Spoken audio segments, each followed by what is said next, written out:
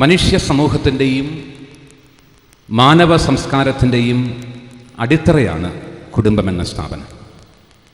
സമൂഹത്തിൻ്റെ അടിത്തറയാണ് കുടുംബം, സംസ്കാരത്തിൻ്റെ അടിത്തറയുമാണ് കുടുംബം.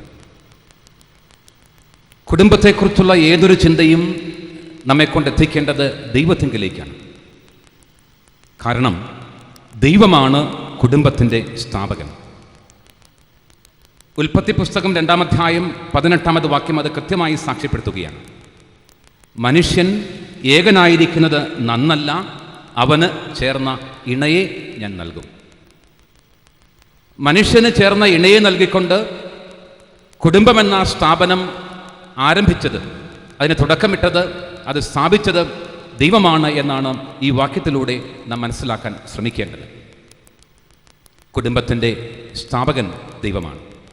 അതുകൊണ്ടാണ് ഞാൻ പറഞ്ഞത്, കുടുംബത്തെക്കുറിച്ച് എപ്പോൾ ചിന്തിച്ചാലും നമുക്ക് ആ ചിന്ത ദൈവത്തെങ്കിലേക്ക് പോകേണ്ടി വരുമാണ്. അതോടൊപ്പം തന്നെ ദൈവത്തെക്കുറിച്ചുള്ള ഏതൊരു ചിന്തയും നമ്മെ കൊണ്ടെത്തിക്കേണ്ടതും കുടുംബത്തിലേക്കാണ്. കാരണം ദൈവം തന്നെ ഒരു കുടുംബമാണ്. പിതാവും പുത്രനും പരിശുദ്ധാത്മാവും അടങ്ങുന്ന ത്രിയേക കുടുംബം. കുടുംബത്തിൻ്റെ സ്ഥാപകൻ ദൈവമാണ്, ദൈവം തന്നെ ഒരു കുടുംബമാണ്. എത്ര മനോഹരമായ ചിന്തയാണ് എന്നാലോചിച്ച് നോക്കുക.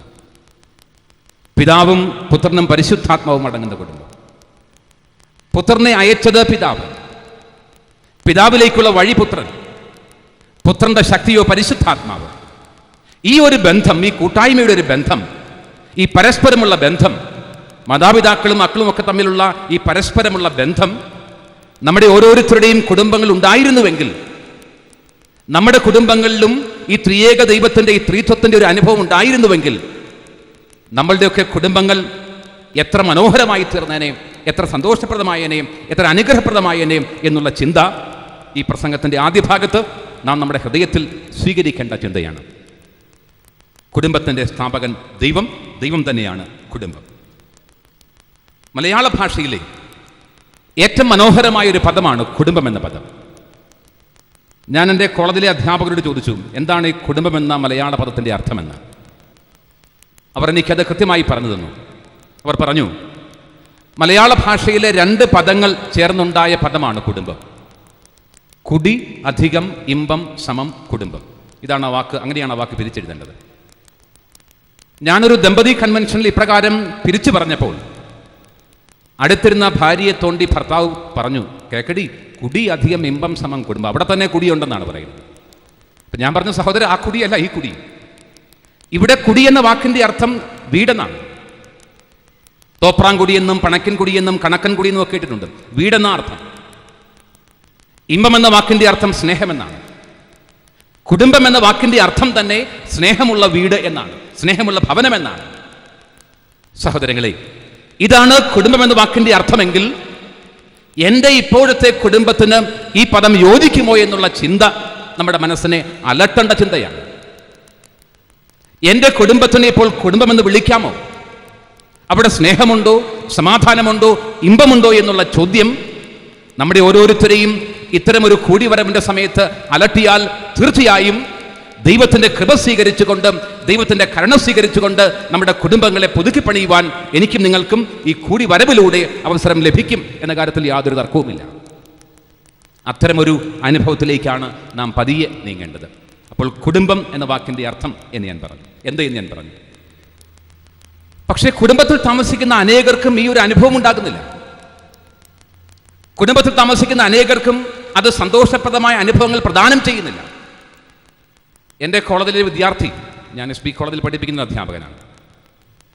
ഒരു ദിവസം വൈകുന്നേരം കോളേജിൻ്റെ ക്യാമ്പസിലുള്ള ഒരു സിമൻറ്റ് ബെഞ്ചിൽ കിടന്ന് ഉറങ്ങിയപ്പോൾ എന്തെങ്കിലും അസുഖം ബാധിച്ച് ഉറങ്ങുകയായിരിക്കുമെന്ന് കരുതി ഞാൻ അവനെ ഉണർത്തി. എന്നിട്ട് ചോദിച്ചു, എന്താ അസുഖം? ഈ അസുഖമൊന്നുമില്ല. പിന്നെ എന്താ കിടക്കുന്നത്? വെറുതെ കിടക്കുകയാണ്. വീട്ടിൽ പോകുന്നില്ലേ? ഇല്ല. വീട്ടിൽ പോകുന്നില്ലേ? ഇല്ല. നീ പറയുന്നത് ഇപ്പോൾ വീട്ടിൽ പോകുന്നില്ലെന്നോ അതോ ഇനി വീട്ടിൽ പോകുന്നില്ലെന്നോ? ഇനി വീട്ടിൽ പോകുന്നില്ല. ഞാൻ ചോദിച്ചു, അതെന്താ? ആ നരകത്തിലേക്ക് ഞാനില്ല, ആ നരകത്തിലേക്കില്ല. സഹോദരങ്ങളെ, അനേകർക്ക് ഇന്ന് കുടുംബം സമാധാനത്തിൻ്റെ കേന്ദ്രമല്ല, ആശ്വാസത്തിൻ്റെ കേന്ദ്രമല്ല, പിന്നെയോ നരകതുല്യമായ അനുഭവങ്ങളാണ് പല വ്യക്തികൾക്കും കുടുംബത്തിൽ നിന്ന് ലഭിക്കുന്നത്. നരകതുല്യമായ അനുഭവം. തിക്തമായ അനുഭവങ്ങൾ, കൈപ്പേറിയ അനുഭവങ്ങൾ. സഹോദരങ്ങളെ, അവിടെയൊക്കെ ഒരു പുതുക്കി പണിയലിൻ്റെ ആവശ്യമുണ്ട്. ദൈവത്തിൻ്റെ വചനമനുസരിച്ച്, ദൈവത്തിൻ്റെ ഇഷ്ടമനുസരിച്ച് നമ്മുടെ കുടുംബങ്ങളെ പുതുക്കി പണിയുമ്പോൾ, നമ്മുടെ കുടുംബ ബന്ധങ്ങളെ പുതുക്കി പണിയുമ്പോൾ ദൈവം ആഗ്രഹിക്കുന്ന കുടുംബമായി എൻ്റെയും നിങ്ങളുടെയും കുടുംബം മാറും എന്നുള്ളത് തീർച്ചയാണ്. അത്തരം ചില പാഠങ്ങൾ പഠിക്കുവാൻ വേണ്ടിയാണ് ഞാനും നിങ്ങളും ഇന്നിവിടെ കടന്നു വന്നിരിക്കുന്നത് എന്നെനിക്കറിയാം. ഞങ്ങളുടെ ഡിപ്പാർട്ട്മെൻറ്റിൽ ഞങ്ങൾ പുരുഷന്മാർ മാത്രമേ ഉള്ളൂ, സ്ത്രീകൾ ആരുമില്ല. S B college men's college എന്നാണല്ലോ അറിയപ്പെടുന്നത്. ഞങ്ങൾ എല്ലാ വർഷവും എവിടെയെങ്കിലുമൊക്കെ ടൂർ പോകും, ഏതെങ്കിലും ഒരു സ്ഥലത്തേക്ക് പോയി. ഇപ്രാവശ്യം ഞങ്ങൾ നമ്മുടെ തിന്നമ്പ ടീച്ചറിൻ്റെ പോപ്സൺ എസ്റ്റേറ്റിലേക്കാണ് പോയത്. മനോഹരമായ സ്ഥലത്തേക്ക് പോയി. അപ്പം ഞങ്ങൾ ഓരോ പ്രാവശ്യം ഓരോ സ്ഥലത്ത് പോവുകയാണ്. ഒരു വർഷം ഞങ്ങൾ എവിടെയാണ് പോകുന്നതിനെ പറ്റി ആലോചിക്കുകയാണ്. ഒരാൾ പറഞ്ഞ് തിരുവനന്തപുരത്ത് പോകണം, വേളി പോകണം. വേറൊരാൾ പറഞ്ഞ് മലമ്പുഴയ്ക്ക് പോകണം. വേറൊരാൾ പറയുന്നത് ദൂരെ എവിടെയെങ്കിലും പോകണം. ഇങ്ങനെ പല അഭിപ്രായങ്ങളാണ്. അപ്പോൾ ഒരു സാറ് പറഞ്ഞു, ഒരു കാര്യം ചെയ്യാം, ഒരു ചേഞ്ച് ആയിക്കോട്ടെ, ഫാമിലി ആയിട്ട് പോകാം, ഫാമിലിയെ കൂടെ കൊണ്ടുപോകാം. ഉടൻ തന്നെ വേറൊരു സാർ ചോദിച്ചു, എന്നാൽ പിന്നെ എന്തിനാ പോകുന്നു ചോദിച്ചു. എന്നാൽ പിന്നെ എന്തിനാ പോകുന്നു? ഞാൻ ചോദിച്ചു, എന്താ സാർ അങ്ങനെ പറയുന്നത്? ഒരു ദിവസമെങ്കിലും സ്വസ്ഥമായിട്ടിരിക്കാമെന്ന് കരുതിയാണ് ടൂറിന് പോകുന്നത്. ഇതിനെ കൂടെ കെട്ടിയെടുത്തുകൊണ്ട് പോയുള്ള അവസ്ഥ എന്താണ്? സഹോദരങ്ങളെ, പലർക്കും ഈ അനുഭവമാണ്. പലർക്കും നരകതുല്യമായ അനുഭവങ്ങളാണ് കുടുംബത്തിൽ നിന്ന് ലഭിക്കുന്നത്. കാരണം എന്താണെന്ന് പഠിക്കണം. ഒരു കുടുംബത്തിന്റെ സമാധാനത്തിൽ നിന്നുള്ള ദൂരം ആ കുടുംബത്തിന്റെ ദൈവത്തിൽ നിന്നുള്ള ദൂരത്തിന് തുല്യമാണ്. ഈ ഒരു സത്യം കുടുംബജീവിതം നയിക്കുന്ന ഞാനും നിങ്ങൾ മനസ്സിലാക്കിയാൽ നമ്മുടെ കുടുംബങ്ങൾ സ്വർഗ സമാനങ്ങളാണ്. ഞാൻ ആവർത്തിക്കാം, അത് ഏതൊരു കുടുംബത്തിൻ്റെയും സമാധാനത്തിൽ നിന്നുള്ള ദൂരം ആ കുടുംബത്തിന്റെ ദൈവത്തിൽ നിന്നുള്ള ദൂരത്തിന് തുല്യമാണ്. ദൈവത്തെ കുടുംബത്തിന്റെ കേന്ദ്രസ്ഥാനത്ത് പ്രതിഷ്ഠിച്ച് ദൈവേഷ്ടമനുസരിച്ചുള്ള ഒരു കുടുംബജീവിതം നയിക്കുവാൻ നാം ഇന്ന് പഠിക്കാൻ പോവുകയാണ്. ഇതൊക്കെയാണ് ആമുഖമായി എനിക്ക് പറയുവാനുള്ളത്. എന്താണ് കുടുംബം എന്ന് ഞാനിത് പറയാൻ ശ്രമിക്കുകയാണ്. ഞാനിത് പറയുമ്പോൾ മത്തായിയുടെ സുവിശേഷം 19-ാം അധ്യായം 5 മുതൽ 7 വരെയുള്ള വാക്യങ്ങളുടെ ആശയം എടുത്താണ് പറയുന്നത്. മത്തായിയുടെ സുവിശേഷം 19-ാം അധ്യായം 5 മുതൽ 7 വരെയുള്ള വാക്യങ്ങളുടെ ആശയം മാത്രം. അവിടെയാണ് നമുക്ക് ലഭിക്കുന്നത്. ദൈവം യോജിപ്പിച്ചതിനെ മനുഷ്യർ വേർപെടുത്തരുത് എന്നുള്ള ആശയമൊക്കെ അവിടെ ലഭിക്കുന്നത്. ആ ഒരു ആശയത്തിൻ്റെ അടിസ്ഥാനത്തിൽ എന്താണ് കുടുംബം എന്ന് ഞാനത് പറയാൻ ശ്രമിക്കുകയാണ്. അദൃശ്യനായ ദൈവം യോജിപ്പിച്ച ദൃശ്യരായ വ്യക്തികൾ, അദൃശ്യനായ ദൈവം യോജിപ്പിച്ച ദൃശ്യരായ വ്യക്തികൾ പരസ്പര സ്നേഹത്തിലും സഹകരണത്തിലും സൗഹാർദ്ദതയിലും ഒരുമിച്ച് കഴിയുന്ന ഒരു ചെറിയ സ്ഥാപനമാണ് കുടുംബം. അദൃശ്യനായ ദൈവം യോജിപ്പിച്ച ദൃശ്യരായ വ്യക്തികൾ പരസ്പര സ്നേഹത്തിലും സഹകരണത്തിലും സൗഹാർദ്ദതയിലും ഒരുമിച്ച് കഴിയുന്ന ഒരു ചെറിയ സ്ഥാപനമാണ് കുടുംബം. കുടുംബത്തെക്കുറിച്ചുള്ള വിശുദ്ധ ഗ്രന്ഥ സങ്കല്പം അതാണ്. ദൈവം യോജിപ്പിച്ചവർ ഒരുമിച്ച് വസിക്കുന്ന കേന്ദ്രം.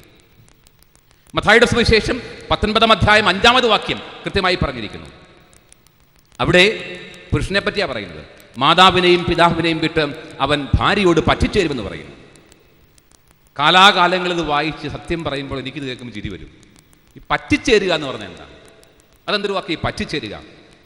ആദരണീയനായ കണിയാമ്പറമ്പിൽ അച്ഛൻ ഇവിടെ ഇരിപ്പുണ്ട്.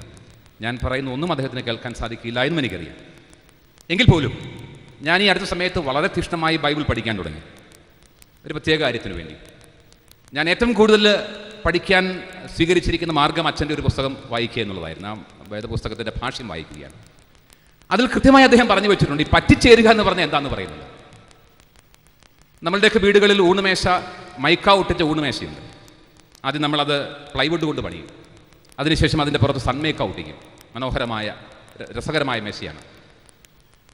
കുറേ കഴിയുമ്പോൾ നമുക്കൊരാഗ്രഹം, ഈ സൺമേക്ക ഒന്ന് പറിച്ച് കളഞ്ഞിട്ട്, മൈക്ക ഒന്ന് പറിച്ച് കളഞ്ഞിട്ട് മറ്റൊരു മൈക്ക ഒട്ടിക്കണമെന്ന്. സാധിക്കുമോ? കുറേയൊക്കെ സാധിക്കും. സാധിച്ചാലൊരു കുഴപ്പമുണ്ട്. നാം ഈ മൈക്ക എടുത്ത് മാറ്റാൻ ശ്രമിക്കുമ്പോൾ പ്ലൈവുഡൂടെ കുറേങ്ങി പോരും.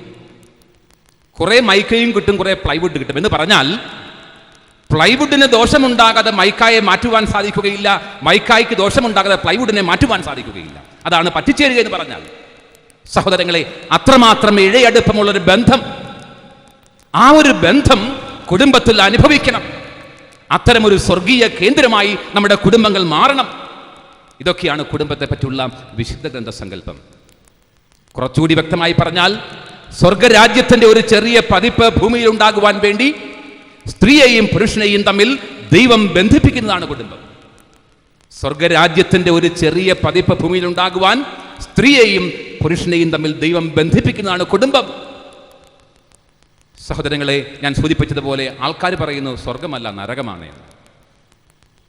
കുറേ നാളുകൾക്ക് മുൻപ് ഒരു സ്ത്രീ എന്നെ വിളിച്ചിട്ട് പറഞ്ഞു, സാറേ എൻ്റെ മകനെ കൊണ്ട് ഭയങ്കര ശല്യമാണ്, ഒന്നും പറഞ്ഞാൽ അനുസരിക്കില്ല.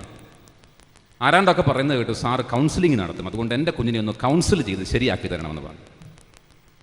ഞാൻ പറഞ്ഞു ഉറപ്പൊന്നുമില്ല, ശരിയാകണമെന്നൊക്കെ അവരാ തീരുമാനിക്കേണ്ടത്, നമുക്ക് പറഞ്ഞു കൊടുക്കാനേ പറ്റുകയുള്ളൂ എന്നൊക്കെ പറഞ്ഞു. വീട്ടിലേക്ക് വരാൻ പറഞ്ഞു. ഞാൻ സമയമൊക്കെ പറഞ്ഞു. സമയമായപ്പോഴേക്കും ഒരു കാറിൽ വന്ന് ഇറങ്ങി. കാർ വന്ന ശബ്ദം കേട്ട് ഞാൻ കതക് തുറന്നു. ഞാനും പുറത്തേക്ക് ഇറങ്ങി. ഞാൻ കാണുന്ന കാഴ്ച, ഒരു കുഞ്ഞിനെ ഇവർ കാറിനകത്തുനിന്ന് വലിച്ചിറക്കുക. ഇവരെത്രമാത്രം പുറത്തേക്ക് വലിക്കുന്നു അത്രമാത്രം തീക്ഷ്ണമായിട്ട് അവൻ അകത്തേക്ക് വലിക്കുകയാണ്. ഒരു വിധത്തിൽ ഈ സ്ത്രീ വലിച്ചതിനെ പുറത്തിറക്കി. ഇറക്കിയിട്ട് എൻ്റെ മുറ്റത്തൂടെ വലിച്ചെൻ്റെ മുറിയിലേക്ക് കൊണ്ടുവരാൻ തുടങ്ങുക. ഞാൻ പറഞ്ഞു അവനെ വിട്ടാ അവർ പറയാണ്, എൻ്റെ സാറേ ഇത് ചെകുത്താൻ്റെ കുഞ്ഞോ മറ്റോ ഇത് പറഞ്ഞാൽ അനുസരണയില്ല. അപ്പം ഞാൻ മനസ്സിൽ വിചാരിച്ചു, ഈ ചെകുത്താൻ അവിടെ പോയി. അപ്പോഴേക്കും കാർ തുറന്ന് ചെകുത്താനും ഇറങ്ങി. ഞാൻ ദയനീയമായിട്ട് അയാളുടെ മുഖത്തേക്ക് നോക്കി. അയാൾ പറഞ്ഞു, സാറേ എന്നാ ചെയ്യാൻ, എന്നെ ഉദ്ദേശിച്ചായിരിക്കും അവൾ പറഞ്ഞത്. ആ, നിങ്ങളെ ഉദ്ദേശിച്ച് തന്നെയാണ്. ചെകുത്താൻ്റെ കുഞ്ഞ് മകൻ്റെ വിശേഷണമാണ്. ഒരുപക്ഷെ ആ സ്ത്രീ അങ്ങനെ പറയുന്നത് ദേഷ്യം കൊണ്ട് മാത്രമായിരിക്കുകയില്ല. ആ കുടുംബജീവിതം സമ്മാനിച്ചത് നരകതുല്യമായ അനുഭവങ്ങളാണ് എങ്കിൽ തീർച്ചയായും ഏതൊരു സ്ത്രീയും ഏതൊരു പുരുഷനും പറഞ്ഞു പോകും, ഞാൻ താമസിക്കുന്ന നരകത്തിലാണ് എന്ന്. കാരണം എന്താണ്? നമ്മുടെ കുടുംബത്തിൽ നിന്ന് സൗകര്യത്തിന് വേണ്ടി ദൈവത്തെ എടുത്ത് മാറ്റിയപ്പോൾ, നമ്മുടെ ഇഷ്ടങ്ങൾക്ക് വേണ്ടി ദൈവത്തെ മാറ്റി പ്രതിഷ്ഠിച്ചപ്പോൾ, നമ്മുടെ കുടുംബങ്ങളിൽ ദൈവത്തിന് കൊടുക്കേണ്ട സ്ഥാനം കൊടുക്കാതായപ്പോൾ, നമ്മുടെ കുടുംബങ്ങളിൽ അനുദിന പ്രാർത്ഥനയിലൂടെ ദൈവത്തിൻ്റെ സാന്നിധ്യം ഉറപ്പിക്കുന്നത് കുറഞ്ഞപ്പോൾ, മക്കൾക്ക് നിങ്ങളെല്ലാം കാക്കുന്നത് പരിപാലിക്കുന്നത് ദൈവമാണ് എന്നുള്ള പാഠങ്ങൾ കൊടുക്കാൻ മടിച്ചപ്പോൾ, നമ്മുടെയൊക്കെ കുടുംബങ്ങൾ ദൈവത്തിൽ നിന്ന് അകന്നുപോയി സഹോദരങ്ങളെ. അതുകൊണ്ടാണ് പല കുടുംബങ്ങളിലും നരകതുല്യമായ അനുഭവങ്ങൾ പലർക്കും ലഭിക്കുന്നത്. പക്ഷേ വിശുദ്ധ ഗ്രന്ഥത്തിൻ്റെ സന്ദേശം നമ്മുടെ കുടുംബങ്ങൾ സ്വർഗരാജ്യത്തിൻ്റെ ചെറിയ ചെറിയ പതിപ്പുകളായിരിക്കണമെന്നാണ്. അല്പം കൂടി ദൈവശാസ്ത്രപരമായി ചിന്തിച്ചാൽ, ദൈവം തൻ്റെ സൃഷ്ടികർമ്മം തുടരുന്നതും യേശുക്രിസ്തു തൻ്റെ രക്ഷാകരകർമ്മം തുടരുന്നതും കുടുംബത്തിലാണ്. ദൈവം തൻ്റെ സൃഷ്ടികർമ്മം തുടരുന്നതും യേശുക്രിസ്തു തൻ്റെ രക്ഷാകരകർമ്മം തുടരുന്നതും കുടുംബത്തിലാണ്. എത്ര മഹനീയമായ സ്ഥാനം, എത്ര മഹത്തരമായ സ്ഥാനമാണ് കുടുംബത്തിനുള്ളത്, വിശുദ്ധ ഗ്രന്ഥം കൊടുക്കുന്നത്, സഭ കൊടുക്കുന്നത് എന്നൊക്കെ ഞാനൊന്ന് പറയാൻ ശ്രമിക്കുകയായിരുന്നു ഇത്രയും സമയം കൊണ്ട്. സഹോദരങ്ങളെ, കുടുംബത്തിന് പ്രാധാന്യം ഞാൻ പറഞ്ഞു കഴിഞ്ഞു. എന്താണ് കുടുംബം എന്ന് ഞാൻ പറഞ്ഞു കഴിഞ്ഞു. കുടുംബത്തിൽ താമസിക്കുമ്പോൾ ഉണ്ടാകുന്ന നരകതുല്യമായ അനുഭവങ്ങളെക്കുറിച്ചും ചെറിയ സൂചന നൽകുകയുണ്ടായി. ഞാൻ ഈ അടുത്ത സമയത്ത് ഒരു രാഷ്ട്രീയക്കാരനെ പരിചയപ്പെട്ടു. ഇവിടെ രാഷ്ട്രീയക്കാരൊക്കെ ഇരിപ്പുണ്ട്, ജോൺ സാറൊക്കെ ഇരിപ്പുണ്ടെന്ന് പറഞ്ഞു. അവരാരുമല്ല. ഞാനൊരു യാത്ര പോയപ്പോൾ ഒരു മനുഷ്യനെ ട്രെയിനിൽ വെച്ച് കണ്ടു. ഞാൻ ഡൽഹിക്ക് പോകണം, അദ്ദേഹം തിരുവനന്തപുരത്ത് നിന്ന് വരികയാണ്. അദ്ദേഹം കിടന്നുറങ്ങുകയാണ്, സൈഡ് തിരിഞ്ഞുറങ്ങുക. എനിക്കദ്ദേഹത്തെ മനസ്സിലായി. ഞാനവിടെ ഇരുന്നൊരു പുസ്തകം വായിച്ചിരുന്നു. ഏതാണ്ട് കുറേ സമയം കഴിഞ്ഞപ്പോഴേക്കും ഈ മനുഷ്യൻ പെട്ടെന്ന് ചാടി എഴുന്നേറ്റ് എന്നോട് ചോദിച്ചു, എറണാകുളമായോ എന്ന് ചോദിച്ചു. ഞാൻ പറഞ്ഞു, എറണാകുളത്തിൻ്റെ ഔട്ടറില്ല സാർ, 5 മിനിറ്റ് കൊണ്ട് എറണാകുളത്തിയിരുന്നു. പെട്ടെന്ന് അദ്ദേഹം എന്നെ ഒന്ന് സൂക്ഷിച്ചു നോക്കി. എനിക്ക് എവിടെയോ പരിചയമുണ്ടല്ലോ. ഞാൻ പറഞ്ഞു, എൻ്റെ പേര് ഇന്നതാണ്, എവിടെയോ എനിക്ക് പരിചയമുണ്ട് എന്ന് പറഞ്ഞു. ഞാൻ പറഞ്ഞു, എന്താ ജോലി? ഞാൻ കോളേജിലാണ്. പിന്നെ അങ്ങനെ എനിക്ക് പരിചയം? ഞാൻ സാർ എനിക്കറിയില്ല, സ്വല്പം പ്രസംഗമൊക്കെ ഉണ്ട്, അതുകൊണ്ട് എങ്ങനെ എനിക്കറിയാം എന്നൊക്കെ പറഞ്ഞു. അവൾ പരിചയമായപ്പോൾ ഞാൻ അദ്ദേഹത്തോട് ചോദിച്ചു, എന്താ ഇപ്പോൾ രാഷ്ട്രീയത്തിലൊന്നും സജീവമൊന്നും അല്ലല്ലോ, കാണുന്നില്ല, എന്ത് പറ്റി? അപ്പം അദ്ദേഹം പറഞ്ഞു, അത് മറുപടിയൊന്നുമില്ല. അദ്ദേഹത്തിന് പറയാൻ ഇഷ്ടമില്ലായിരിക്കും എനിക്ക് മനസ്സിലായി. എന്നുവെച്ചാൽ എന്ത് പറ്റി സാർ, എന്താ പണ്ട് നിറഞ്ഞു നിന്നാണല്ലോ, ഇപ്പോൾ എന്ത് പറ്റി? അതെ, കുടുംബം തകർന്ന പിന്നെ എന്താണ് രാഷ്ട്രീയം? കുടുംബം നഷ്ടമായാൽ പിന്നെ എന്ത് രാഷ്ട്രീയം? കുടുംബം നഷ്ടപ്പെട്ടാൽ പിന്നെ എന്ത് പ്രവർത്തനം? സഹോദരങ്ങളെ, കുടുംബമാണ് ശക്തിയെന്നും കുടുംബമാണ് ബലമെന്നും ഞാനും നിങ്ങൾ മനസ്സിലാക്കണം. കുടുംബമാണ് ശക്തി, കുടുംബമാണ് ബലം. അപ്പോസ്തല പ്രവർത്തനങ്ങൾ 2-ാം അധ്യായത്തിൽ നാം വായിക്കുന്നുണ്ട്. അപ്പോസ്തലന്മാർ ഒരു ഭവനത്തിൽ സമ്മേളിച്ചിരുന്നപ്പോൾ അവരുടെ മേൽ പരിശുദ്ധാത്മാവിനെ നൽകി അവരെ ഓരോരുത്തരെയും ബലപ്പെടുത്തുകയാണ്, ശക്തിപ്പെടുത്തുകയാണ്. കുടുംബത്തിലൂടെയാണ് ശക്തി ലഭിക്കേണ്ടത്. നിന്റെ പ്രവർത്തന മേഖല ഏതായിരുന്നാലും ശരി, നിന്റെ പ്രവർത്തന മേഖല എന്തായിരുന്നാലും ശരി, നിനക്കുള്ള ശക്തി അടിസ്ഥാനപരമായി നീ സ്വീകരിക്കേണ്ടത് ദൈവത്തിൽ നിന്നും കുടുംബത്തിൽ നിന്നും കുടുംബ ബന്ധങ്ങളിൽ നിന്നുമാണ്. നമ്മുടെ പുഷ്പഗിരിയുടെ പ്രിൻസിപ്പൽ പറഞ്ഞു വല്ലപ്പോഴൊക്കെ അങ്ങോട്ട് വരണം രോഗികളെ കാണണമെന്ന്. കാണാൻ ആളില്ല, പലർക്കും കാണാൻ ആളില്ല. എന്തുകൊണ്ട്? ബന്ധങ്ങൾക്ക് വിലയില്ലാത്തത് കൊണ്ടും ആൾക്കാരില്ലാത്തത് കൊണ്ടും ഒക്കെയാണ്. കുടുംബം ബലമായി തീരുമ്പോൾ, കുടുംബം ശക്തിയായി തീരുമ്പോൾ നമുക്ക് കുടുംബത്തിലെ ജീവിതം സ്വർഗതുല്യമായ അനുഭവമായിട്ട് മാറും. അത് മാറ്റുവാനുള്ള, അതിന് സഹായകരമായ ചില ചിന്തകളാണ് ഞാനിന്ന് നിങ്ങളോട് പറയുവാൻ ആഗ്രഹിക്കുന്നത്. എൻ്റെ ഇടവകയിൽ ഒരു വലിയ പ്രശ്നമുണ്ടായി ഒരു കുടുംബത്തിൽ. ഞങ്ങൾ വികാരിയച്ഛൻ പറഞ്ഞു, സാറൊന്ന് പോയി ഇടപെടണം. അത് ഞാൻ ഇടപെട്ട് മടുത്തു, സാറൊന്ന് പോകണമെന്ന് പറഞ്ഞു. അപ്പോൾ ഞാൻ പറഞ്ഞു, അച്ഛൻ പോയിട്ട് സാധിക്കാത്ത കാര്യം ഞാൻ പോയാൽ സാധിക്കൂ? സാറൊരു അൽമായനാണല്ലോ, അതുകൊണ്ട് ഒരു പക്ഷേ അവർക്ക് ഞാൻ സാറ് പറയുന്നതായിരിക്കും സ്വീകാര്യമെന്ന് പറഞ്ഞു. ഞാൻ അവിടെ ചെന്നു ആ സ്ത്രീ കതക് തുറന്നു. ആദ്യത്തെ ചോദ്യം ഇതാണ്, അച്ഛൻ പറഞ്ഞിട്ടായിരിക്കും വരുന്നതല്ലേ? ഞാൻ പറഞ്ഞു, ഇത് കൊള്ളാമല്ലോ, എങ്ങനെ മനസ്സിലായി? ഒക്കെ എനിക്കറിയാം. കയറി ഇരുന്നു. എന്തിനാ വന്നേ? ഞാൻ പറഞ്ഞു, ചില കാര്യങ്ങളൊക്കെ ഒന്ന് അറിയണം, സംസാരിക്കണം, അതിനൊക്കെ വന്നതാണ്. സംസാരിക്കുന്നതിന് മുമ്പ് എനിക്കൊരു കാര്യം കാണിക്കാനുണ്ടെന്ന്. എന്താ അത്? അപ്പോൾ ആ സ്ത്രീ സാരിയാണ് കൊടുത്തത്. ഈ പുറകുവശത്തുനിന്ന് സാരി മാറ്റി ഈ പുറകു ഭാഗം എന്നെ കാണിച്ചു, കഴുത്തിൻ്റെ പുറകു ഭാഗം. അവിടെ വടിവാൾ കൊണ്ട് വെട്ടിയ പോലെയുള്ള 3 വരകളാണ്. വടിവാൾ കൊണ്ട് വെട്ടിയാലേ അത്തരം പാടുണ്ടാകുകയുള്ളൂ. ഞാൻ ചോദിച്ചു, ഇതെന്ത് പറ്റിയത്? അടിച്ചതാ. ശബ്ദമൊക്കെ മാറി. അടിച്ചതാ. ഞാൻ ചോദിച്ചു, ആര്? അയാൾ ഭർത്താവ്. എന്തുകൊണ്ട് അടിച്ചിങ്ങനെ? പ്ലാസ്റ്റിക് കസേര കൊണ്ട് അടിച്ചതാ. ഞാൻ അന്ന് ഉറപ്പിച്ചു, ഈ പ്ലാസ്റ്റിക് കസേര ഞാൻ വീട്ടിൽ കയറില്ല. എപ്പോഴും നമ്മുടെ ഭാര്യയുടെ തോമാറിനറിയാൻ പറ്റുമോ? ഇതിൻ്റെ സൈഡ് നിങ്ങൾ ശ്രദ്ധിച്ച് നോക്കിയാൽ അറിയാം. ഇരിക്കുമ്പോൾ തൊട്ട് നോക്കി, ഒരു കാലിൻ്റെ സൈഡ് നല്ല അരം പോലെ ഇരിക്കുകയാണ്. ഈ സ്ത്രീ ഇത് പറയുമ്പോഴാണ് ഭർത്താവ് ഇങ്ങോട്ട് ഇറങ്ങി വരുന്നത്. ഭർത്താവ് ഫുൾ സ്ലീവ്സാണ്. എനിക്കൊരു സംശയമില്ല, വീട്ടിലും ഫുൾ സ്ലീവ്സ് ഒക്കെ ഇട്ടുകൊണ്ട് നിൽക്കുന്നത് മാന്യനായിട്ട്.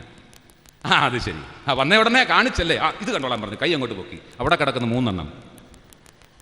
ഞാൻ ഉറപ്പിച്ചു, പ്ലാസ്റ്റിക് കസേര ഒരിക്കലും എൻ്റെ വീട്ടിൽ കയറില്ല. അവനാണ് വില്ലൻ. അത്ര സംഭവം കഴിഞ്ഞ സ്ത്രീ പറയുകയാണ്, മടുത്തു, എനിക്ക് മടുത്തു, എങ്ങനെയെങ്കിലും ഒന്ന് പിരിഞ്ഞാൽ മതി. സഹോദരങ്ങളെ, കുടുംബജീവിതം പലർക്കും മടുത്തിരിക്കുക. പിന്നെ എങ്ങനെ കഴിയുന്നു എന്ന് ചോദിച്ചാൽ, ഒരു അഡ്ജസ്റ്റ്മെന്റിന്റെ പുറത്ത് സമൂഹത്തെ ബോധിപ്പിക്കുവാൻ മക്കൾക്ക് വേണ്ടിയൊക്കെ കഴിയുകയാണ്. പിരിയാൻ അവസരം കിട്ടിയാൽ സ്ത്രീ പറഞ്ഞതുപോലെ പിരിയാൻ തയ്യാറാണ്. പക്ഷെ ഒരു കാര്യം ഓർമ്മിക്കണം, ആരിൽ നിന്നാണ് ഞാനും നിങ്ങളുമൊക്കെ പിരിയാൻ ആഗ്രഹിക്കുന്നത് എന്നത് മനസ്സിലാക്കണം.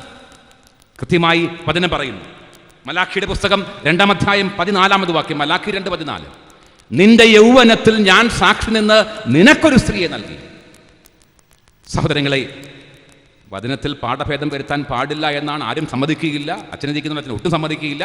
എങ്കിലും നമുക്ക് ഇങ്ങനെ ഒന്ന് പറയാൻ സാധിക്കും, നിന്റെ യൗവനത്തിൽ ഞാൻ സാക്ഷി നിന്ന് നിനക്കൊരു ജീവിത പങ്കാളിയെ നൽകി. സഹോദരങ്ങളെ, എൻ്റെയും നിങ്ങളുടെയും യൗവനകാലത്ത് ദൈവം സാക്ഷി നിന്ന് നമുക്കായി നൽകിയ ജീവിത പങ്കാളിയിൽ നിന്നാണ് ഞാനും നിങ്ങളുമൊക്കെ വിവാഹമോചനം കാംക്ഷിക്കുന്നത്.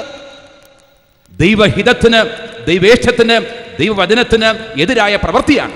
അതുകൊണ്ടാണ് പറയുന്നത്, ക്രൈസ്തവന്റെ തെറ്റും ശരിയും വളരെ മുൻപേ തന്നെ തീരുമാനിക്കപ്പെട്ടതാണ്. ക്രൈസ്തവന് 2006-ൽ ഒരു ശരിയില്ല, 2005-ൽ മറ്റൊരു ശരിയില്ല, 2010-ലും ഒരു ശരിയില്ല. അവന്റെ ശരികളും തെറ്റുകളുമൊക്കെ അനേകായിരം വർഷങ്ങൾക്ക് മുമ്പേ ദൈവത്തിന്റെ കൽപ്പനയിലൂടെ, വചനത്തിലൂടെ തീരുമാനിക്കപ്പെട്ടിരിക്കുകയാണ്. ഈ അടുത്ത കാലത്ത് ഒരു സുഹൃത്തിനോട് പറയണം, 50 നോയമ്പൊക്കെ വരികയല്ലേ, ഒരു ചെറിയ അഡ്ജസ്റ്റ്മെന്റ് 50 നോയമ്പൊന്നും വരുത്താൻ പാടില്ലേ ഈ തിരുമേനിമാർക്കൊക്കെ? ഞാൻ ചെറുത് അഡ്ജസ്റ്റ്മെന്റാണ് വേണ്ടിയത്. കാലം മാറുന്നതനുസരിച്ച് അഡ്ജസ്റ്റ്മെന്റ് ഒക്കെ വേണ്ടേ? എന്താ വേണ്ടിയത്? രാവിലെ തുടങ്ങി വൈകിട്ട് വരെ മതി നോയമ്പ്, പിന്നെ പിറ്റേ ദിവസം രാവിലെ തുടങ്ങാം. സൗകര്യമാണല്ലോ അല്ലേ? നമുക്ക് ചെയ്യേണ്ട കാര്യങ്ങളൊക്കെ അത് കഴിയുമ്പോൾ ചെയ്യാം. തിരുമേനി വരെ ആലോചിക്കണമായിരിക്കും, എനിക്കറിയാൻ പാടില്ല. ഇനിയിപ്പം വിശ്വാസികൾ അത് പറഞ്ഞു വരുമായിരിക്കാം. അങ്ങനെ ഒരു തീരുമാനം നമുക്ക് എടുക്കാൻ സാധിക്കുകയില്ല. കാരണം ഞാൻ സൂചിപ്പിച്ചു, ക്രൈസ്തവന്റെ തെറ്റും ശരികളുമൊക്കെ അനേകായിരം വർഷങ്ങൾക്ക് മുമ്പ് രേഖപ്പെടുത്തപ്പെട്ടതാണ്. ഞാൻ വീണ്ടും പറയാം, തോബിത്തിന്റെ പുസ്തകം 6-ാം അധ്യായം 17-ാമത് വാക്യം. തോബിത്തിന്റെ പുസ്തകം 6-ാം അധ്യായം 17-ാമത് വാക്യം. ഒരുപക്ഷെ അത്ര പരിചയം നിങ്ങൾക്ക് ആ ഭാഗം കാണുകയില്ലായിരിക്കാം. നിന്റെ ഭാര്യ അനാദി മുതൽ നിനക്കായി നിശ്ചയിക്കപ്പെട്ടിരിക്കുന്നു. എന്റെയും നിങ്ങളുടെയും ഒക്കെ ജീവിത പങ്കാളികൾ അനാദി കാലം മുതൽക്ക് തന്നെ നിശ്ചയിക്കപ്പെട്ടതാണ്. നാം ഓർക്കണം, അത്തരമൊരു ജീവിത പങ്കാളിയിൽ നിന്നാണ് ചെറിയ ചെറിയ കാര്യങ്ങളുടെ പേരിൽ, നാം ഉണ്ടാക്കുന്ന പ്രശ്നങ്ങളുടെ പേരിൽ, ചില കാര്യങ്ങളുടെ പേരിൽ വിവാഹമോചനം കാംക്ഷിക്കുന്നത് ഞാൻ സൂചിപ്പിച്ചു, ദൈവനിന്ദയാണ്, ദൈവവചനത്തിന് വിരുദ്ധമായ പ്രവർത്തനമാണത്. നമ്മുടെ മനസ്സിലേക്ക് കടന്നു വരുന്ന ചിന്തകളാണ് നമ്മുടെ ജീവിത പങ്കാളി അനാദികാലം മുതൽ നമുക്കായി നിശ്ചയിക്കപ്പെട്ടിരിക്കുകയാണ്. ഇത്രയും സമയം കൊണ്ട് ഞാൻ പറയാൻ ശ്രമിച്ചത് കുടുംബത്തിൽ വേണ്ടത് സ്നേഹമാണെന്ന് മാത്രമാണ്. കുടുംബം സ്വർഗസമാനമായ അനുഭവം സമ്മാനിക്കണമെങ്കിൽ അവിടെ വേണ്ടത് സ്നേഹമാണെന്ന് മാത്രമാണ് പറയാൻ ശ്രമിച്ചത്. ഇനി ഞാൻ പറയാൻ പോകുന്നത് കുടുംബത്തിൻ്റെയും കുടുംബ ബന്ധങ്ങളുടെയും ഏതൊക്കെ തലങ്ങളിലാണ് സ്നേഹം ആവശ്യമുള്ളത് എന്നാണ്. കുടുംബ ബന്ധങ്ങളുടെ ഏതൊക്കെ തലങ്ങളിൽ? സമയത്തിൻ്റെ ഒരു വലിയ പരിമിതി എനിക്കുണ്ട്. അതുകൊണ്ട് ദീർഘമായ അത്തരം എല്ലാ കാര്യങ്ങളിലേക്കും കടന്നു ചെല്ലുവാൻ സാധിക്കുകയില്ല. 2-3 മണിക്കൂർ പറയേണ്ട ഒരു പ്രസംഗം 1.25 മണിക്കൂർ കൊണ്ട് ചുരുക്കേണ്ട സാഹചര്യമാണുള്ളത്. കുടുംബത്തിൻ്റെ ഏതൊക്കെ തലങ്ങളിലാണ് സ്നേഹം ആവശ്യമുള്ളത്? ഒന്നാമതായി, കുടുംബജീവിതം വിജയിക്കണമെങ്കിൽ ഭാര്യാഭർത്തൃ ബന്ധത്തിൽ കൂടുതൽ സ്നേഹം ആവശ്യമാണ്. കുടുംബജീവിതം വിജയിക്കണമെങ്കിൽ ഭാര്യാഭർത്തൃ ബന്ധത്തിൽ കൂടുതൽ സ്നേഹം ആവശ്യമാണ്. ഒരു ഭർത്താവ് എത്രമാത്രം ഭാര്യയെ സ്നേഹിക്കണമെന്ന് എഫേസോസ് ലേഖനം 5-ാം അധ്യായം 25-ാമത് വാക്യത്തിൽ പറയുന്നുണ്ട്. എഫേസോസ് 5:25. എപ്രകാരമാണത്? ക്രിസ്തു സഭയെ സ്നേഹിച്ചതുപോലെ ഭർത്താവ് ഭാര്യയെ സ്നേഹിക്കണം. 28-ാമത് വാക്യം പറയുന്നു, സ്വന്തം ശരീരത്തെ എന്ന വണ്ണം ഭാര്യയെ സ്നേഹിക്കണം. 33-ാമത് വാക്യം പറയുന്നു, തന്നെ പോലെ തന്നെ ഭാര്യയെ സ്നേഹിക്കണം. ക്രിസ്തു സഭയെ സ്നേഹിച്ചതുപോലെ സ്വന്തം ശരീരത്തെ എന്ന വണ്ണം തന്നെ പോലെ തന്നെ തൻ്റെ ജീവിത പങ്കാളിയെ ഭാര്യയെ സ്നേഹിക്കണമെന്ന് കൃത്യമായി രേഖപ്പെടുത്തിയിരിക്കുകയാണ്. നമുക്ക് ആലോചിക്കാം, ഇവിടെ ഇരിക്കുന്ന ഓരോ ഭർത്താവും ആലോചിക്കണം, എത്രമാത്രം എനിക്ക് എൻ്റെ ജീവിത പങ്കാളിയെ സ്നേഹിക്കാൻ സാധിക്കുന്നുണ്ട്. ചങ്ങനാശ്ശേരിയിൽ ഇപ്പോൾ കൺവെൻഷൻ നടക്കുകയാണ്.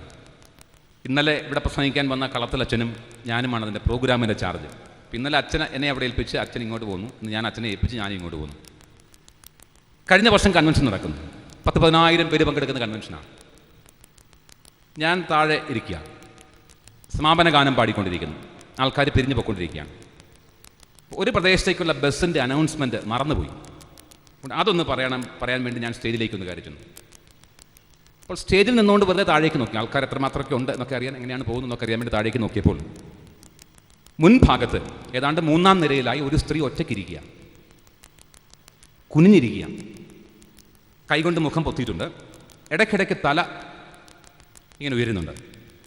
അപ്പോൾ എനിക്ക് മനസ്സിലായി ഇവർ കരയുക. ഞാൻ പതുക്കെ അടുത്ത് ചെന്നു, ഇറങ്ങി താഴെ അടുത്ത് ചെന്നു. ഞാൻ എന്ത് പറ്റി ചേച്ചി? ഒന്നുമില്ല.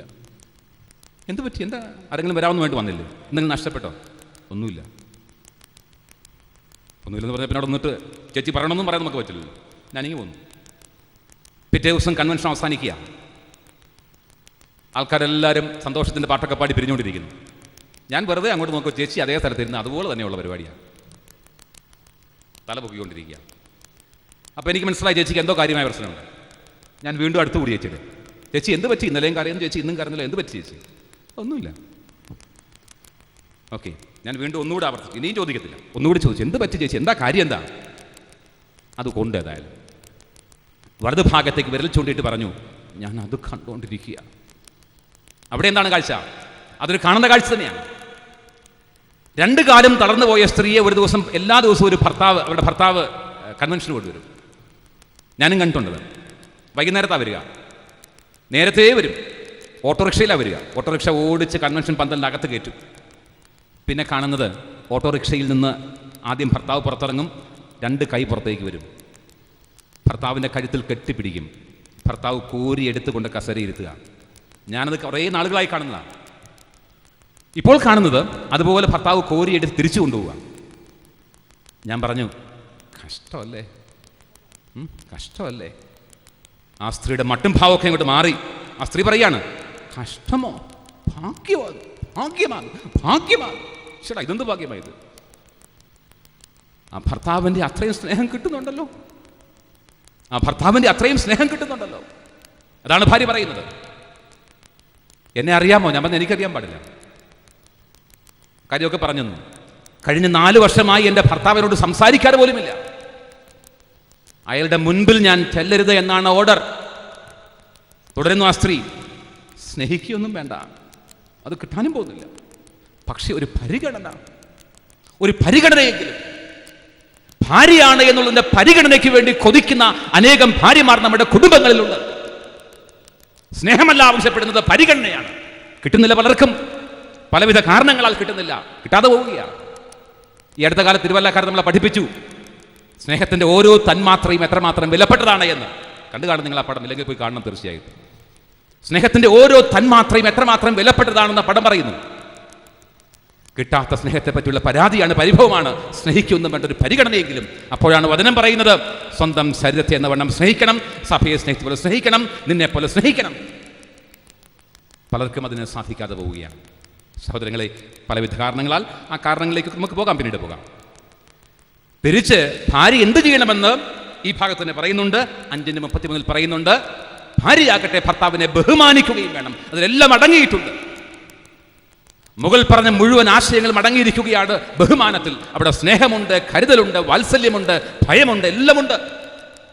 അങ്ങനെ ഭാര്യയെ സ്നേഹിക്കുന്ന ഭർത്താവും ഭർത്താവിനെ ബഹുമാനിക്കുന്ന ഭാര്യയും നമ്മുടെ കുടുംബങ്ങൾ ഉണ്ടായാൽ സഹോദരങ്ങളെ, അതാണ് യഥാർത്ഥത്തിലുള്ള ക്രൈസ്തവ കുടുംബം.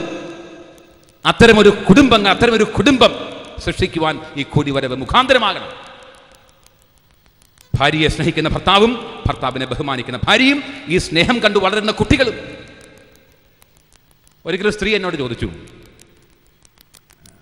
ഈ മക്കളുടെ കാൺക വെച്ച് ഭർത്താവിൻ്റെ കയ്യെ പിടിക്കുന്നത് ശരിയാണോ? എന്തെല്ലാം സംശയങ്ങളാണ് ആൾക്കാർക്ക്.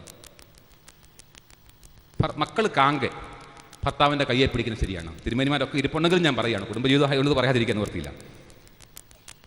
ഞാൻ പറഞ്ഞു, എന്താ തെറ്റ്? പിള്ളേർ കാണത്തില്ലേ? അയ്യോ, പിള്ളേർ ഇതിനേക്കാൾ അപ്പുറം എല്ലാം കണ്ടിരിക്കുക. പിള്ളേർ കാണാത്തതായിട്ട് ഒന്നുമില്ല. മമ്മൂട്ടി മോഹൻലാലും ഒക്കെ ആരെ കെട്ടിപ്പിടിക്കുന്നൊക്കെ ശരിക്കും കണ്ടുകൊണ്ടിരിക്കുക. പക്ഷെ ഇത് മാത്രം, അത് ശരിയാണോ?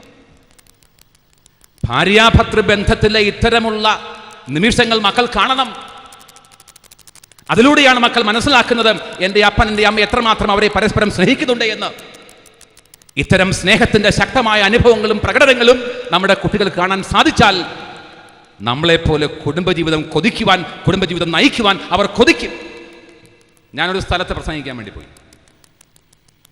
എന്നെ സ്വീകരിച്ചത് 40-45 വയസ്സുള്ള ഒരു സ്ത്രീയാണ്.